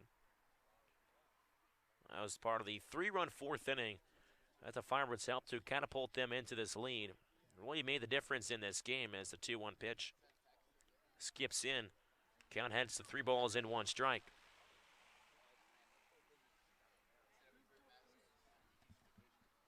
Okay, nobody out here in the bottom of the 8th inning. An 8-6 Firebirds lead. 3-1 pitch to Lala. Fastball misses high above the letters, and the Firebirds had a leadoff man on here in the 8th inning. And not a bad guy to have on. Jordan Lala has some speed over at first base. Obviously, the Firebirds will just try to play a little safe out there as well, but maybe think about sending him, if anything, from first to third, a single or something. Yeah, I was going to say, Zach Britton's probably not the guy you want to bunt with, but I would not be surprised if Lala tries to steal second, and then Britton attempts to hit a ball to the right side. As Britton showing bunt here. He bunts it up the first base side, but that will trickle foul. As Mervis once again was in on the grass, and he'll probably do so a little bit more here if Britton is going to show bunt. So the Firebirds trying to manufacture that run back that the Cotuit scored in the top half of the 8th inning. Get Lalo over at first. As Britton shows bunt early, tries to bunt it down. As that'll be a strike as the throw down to first base gets away from the first baseman, McWhorter. Lala will cruise into second base. As Britton did go around at the dish, so count 0-2. But Lala able to take another 90 feet. And if Britton does get out, well, that's pretty much what the bunt would have done. So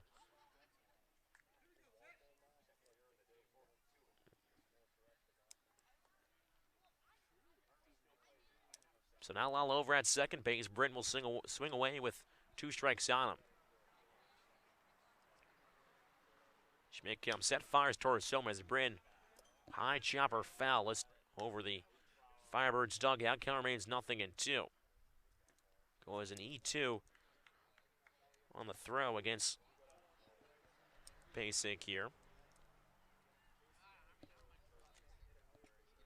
Schmidt comes set at the chest, looks back at Lala at second, fires towards home. As the 0-2 fastball runs above the letters, got 1-2. Again, late in this ball game, Firebirds lead 8-6 over the Kettleers. As Britton looks to drive in another run. He drove in a run in the 4th as well. He'll call time as a little buggy here at Eldridge Park tonight as he'll catch a fly or two in his eye. Digs back in from the left side.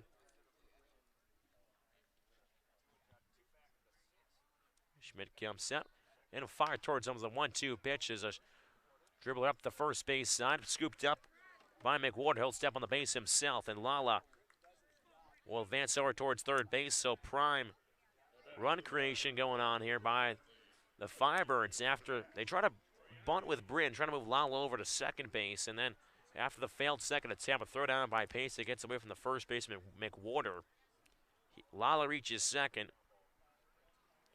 And on the ground out, Lala now over at third, as there's just one out here in the bottom of the 8th inning. It's an 8-6 Firebirds lead. First pitch to Max Triani, misses low and away for ball 1. Sacrifice will do here.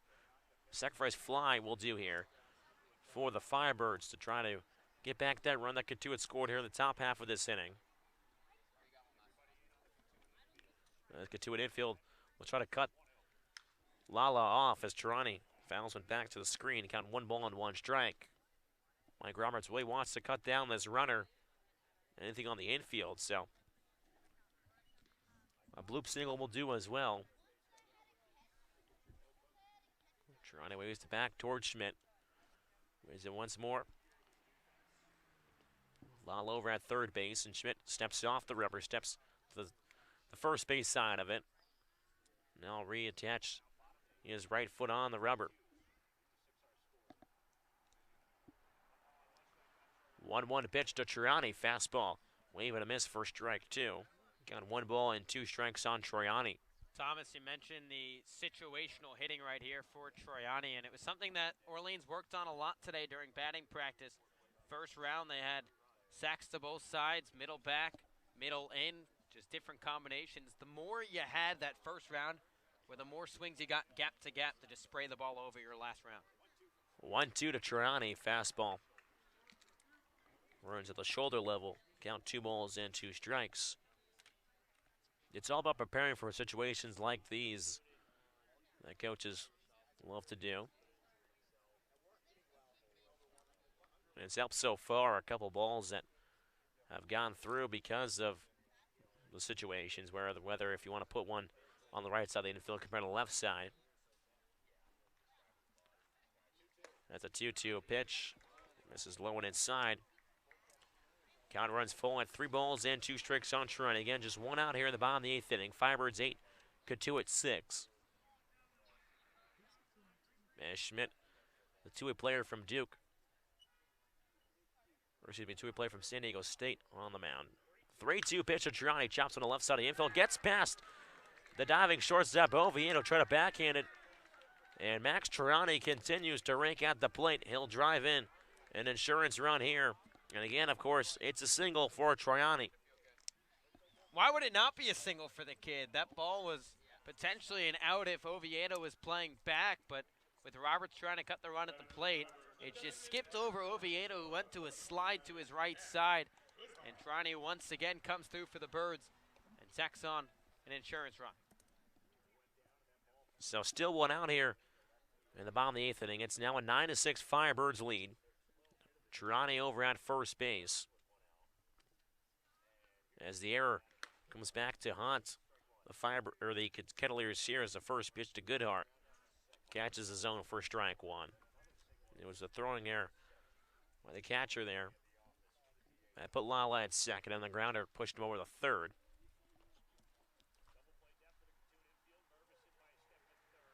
0-1 a pitch is a high drive down the right field line. This one will head foul into the bundle of trees down there in the right field corner.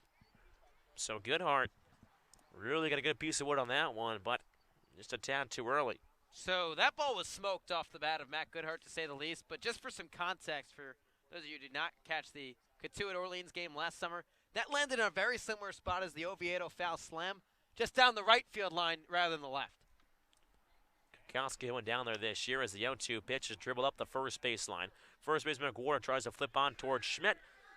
And they call him safe at first base. As Goodhart able to beat the throw down the first base side. It was an awkward flip, an exchange over there at first. And Goodhart's aboard with just 1 out. He's fun to watch, man. Hustles, does the little things right. Continues to just be a spark for this Orleans lineup. There's a reason you hit 345 in the SEC, lead a Razorback squad that made it to the College World Series, and he's doing things right to really ignite this Firebirds offense. Again, the first baseman, McWhorter, had to charge in, and then he had to turn backwards. Because he's a lefty, he turned backwards to try to flip it on the pitcher, Schmidt, but Goodhart hustling down the first base line, beats it out. So 2 men on, 1 out here for the Firebirds. It's Ray Gill, the first baseman from Miami. Righty-righty matchup. First pitch from Schmidt, fastball check, swing. It's in the zone for strike 1.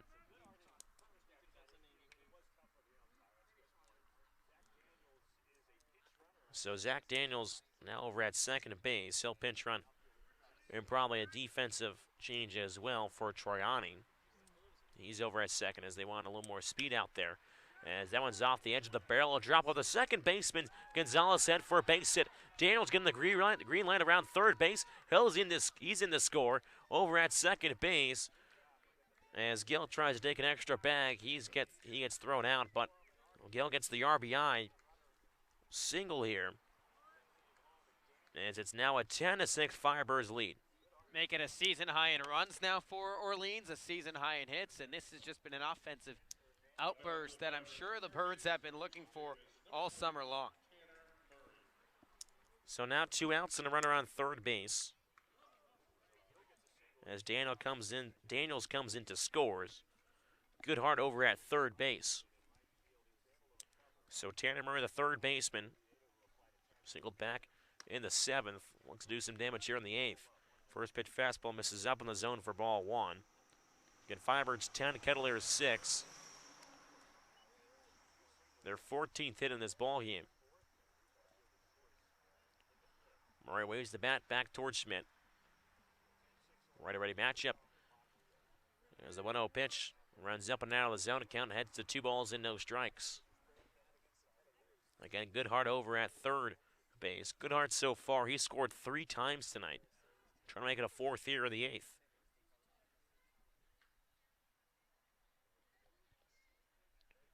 A 2-0 pitch. Murray gets a good piece of it, but fouls it back. In the screen behind home plate, count 2 balls and 1 strike. Okay, the Firebirds trailed 3-0 after 1.5. Put up a 3 spot in the 2nd, then went up 6-3 in the 4th, and they haven't looked back since. 2-1 pitch to Murray. Fastball just misses again, a bit too high and out of the zone. Count 3 balls and 1 strike on Tanner Murray.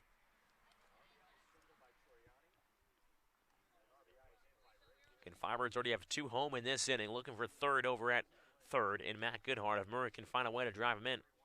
3-1 pitch, fastball pumped up in the zone, cut on and miss for strike 2. Count 3 balls and 2 strikes.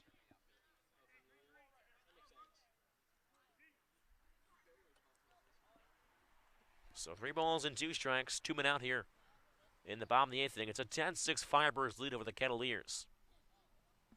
Schmidt takes a deep breath from the belt. The payoff pitch, fastball caught on miss for strike 3. And Murray goes down swinging as the Firebirds got a couple more runs here. 2 runs, 3 hits, 2 errors, and 1 left on base. The Firebirds do leave a runner on over at third base, but a couple more insurance runs. Not too shabby after all. After 8, it's a Firebirds 10-6 lead here at Eldridge Park. We'll step aside, listen to Firebirds baseball on the Birds Broadcast Network.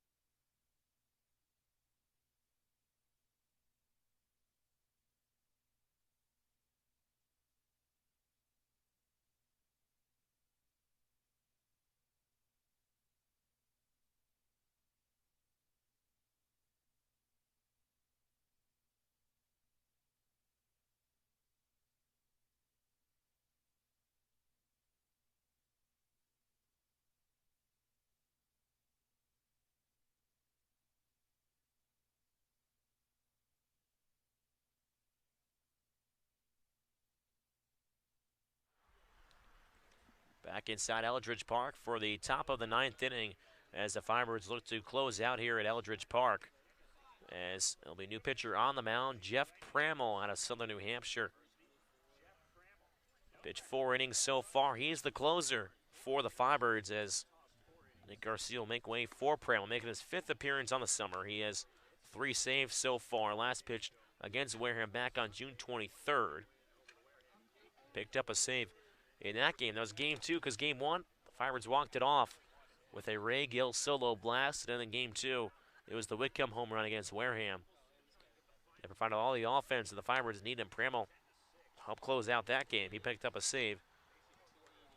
And Pramel's MO so far is that he'll give up at least a hit, if not a base runner. In 3 of his 4 appearances so far, he's allowed a hit.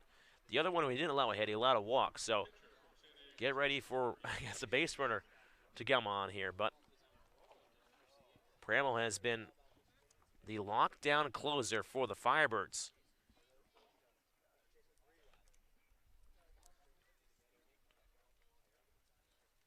First pitch hit right back up the middle into center field for a base hit as Casey Schmidt is aboard to start things off. So Cotuit has now reached the double-digit column in the hit column. Or double digits in the hit column, excuse me, that's their 10th hit. Fibers hold a 10-6 lead here in the top of the 9th. As it's Mason McWhorter, the first baseman.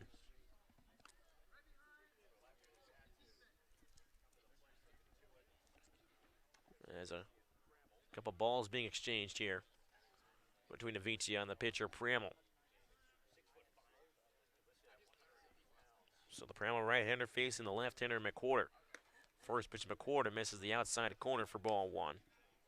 McWhorter so far has been quiet since he drove in an RBI single in the first.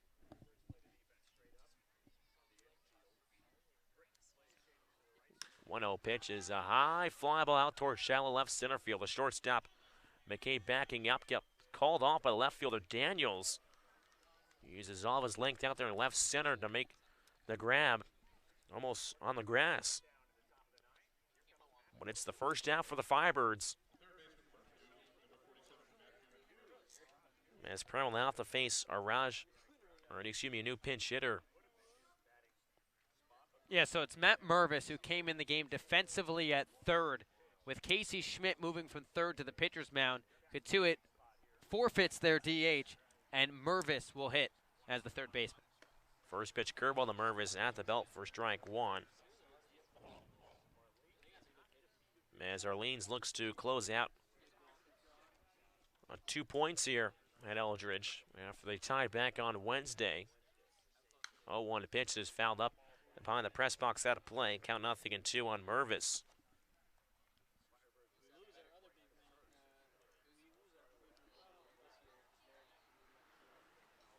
Mervis just 1 for 9 on the Cape so far. Was 0 for 1 his last appearance back on the 23rd. Again, Mervis, two-way player out of Duke, as the 0-2 pitch shatters his bat, bloops one out just over second base with the shortstop McKay backtracking onto the grass to make the grab for out number 2.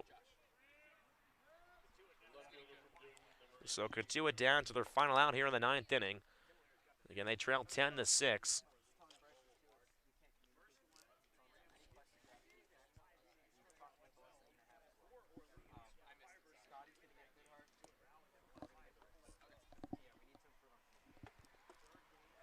So it's now Joey Leperfido up to him if he can prolong this game. First pitch runs upstairs for ball 1.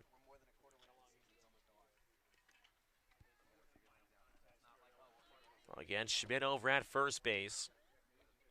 After his leadoff single, fly out and a pop out as the 1-0 pitch is hammered out towards left field. Left fielder going back. Daniels takes away a home run. And Kellen Nicholson pushing all the right buttons there. He substituted Daniels in for Tirani.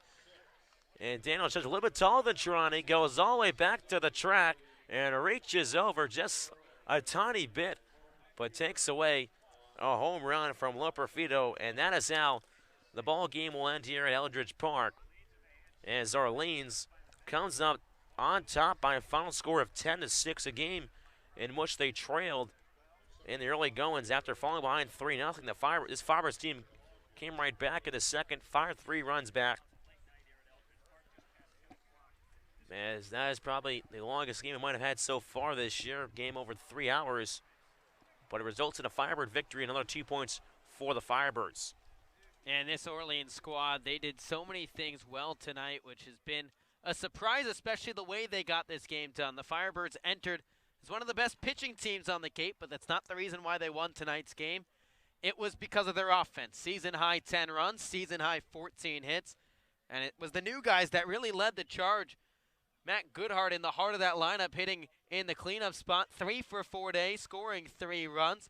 He'll catch up with Scotty Gage once the Birds wrap up their handshake line. Ray Gill and Tanner Murray and Eddie McCabe, all multi-hit performances, 5, 6, and 7 down the order for the Firebirds, and that's exactly what Kelly Nicholson needed from this squad. And how about Zach Britton as well? An RBI single in his 3rd at-bat in his first game on the Cape, and it looks like this Orleans offense, a nice push in the right direction with a couple of new pieces inserted into the lineup. The pitching obviously not the same way it was, but they battled back after Vassal got tagged for 3 runs across the first 2, and this team continues to fight despite going down early in a ball game. So we will send it over to Scotty shortly as he goes to track down Matt Goodhart, the rising junior outfielder from the University of Arkansas. So Goodhart will chat with Scotty, and Zach Britton will join us here on the Birds Broadcast Network on the radio side. As Scotty continues to line things up behind the dish, he will chat with Matt Goodhart, and following that chat with Matt, Zach Britton will join us here on the Birds Broadcast Network. Orleans scores 10 runs on 14 hits, 2 errors for the Birds committed, 6 runs on 10 hits, and 3 errors for the Cotuit Cavaliers. As the Birds set a season high with 10 runs and 14 hits. For victory number 7, Orleans advances to 7-4-2. Cotuit drops to 6-6-2. And Orleans 1 point off the pace of the East Division, just behind the YD Red Sox, who picked up a victory tonight.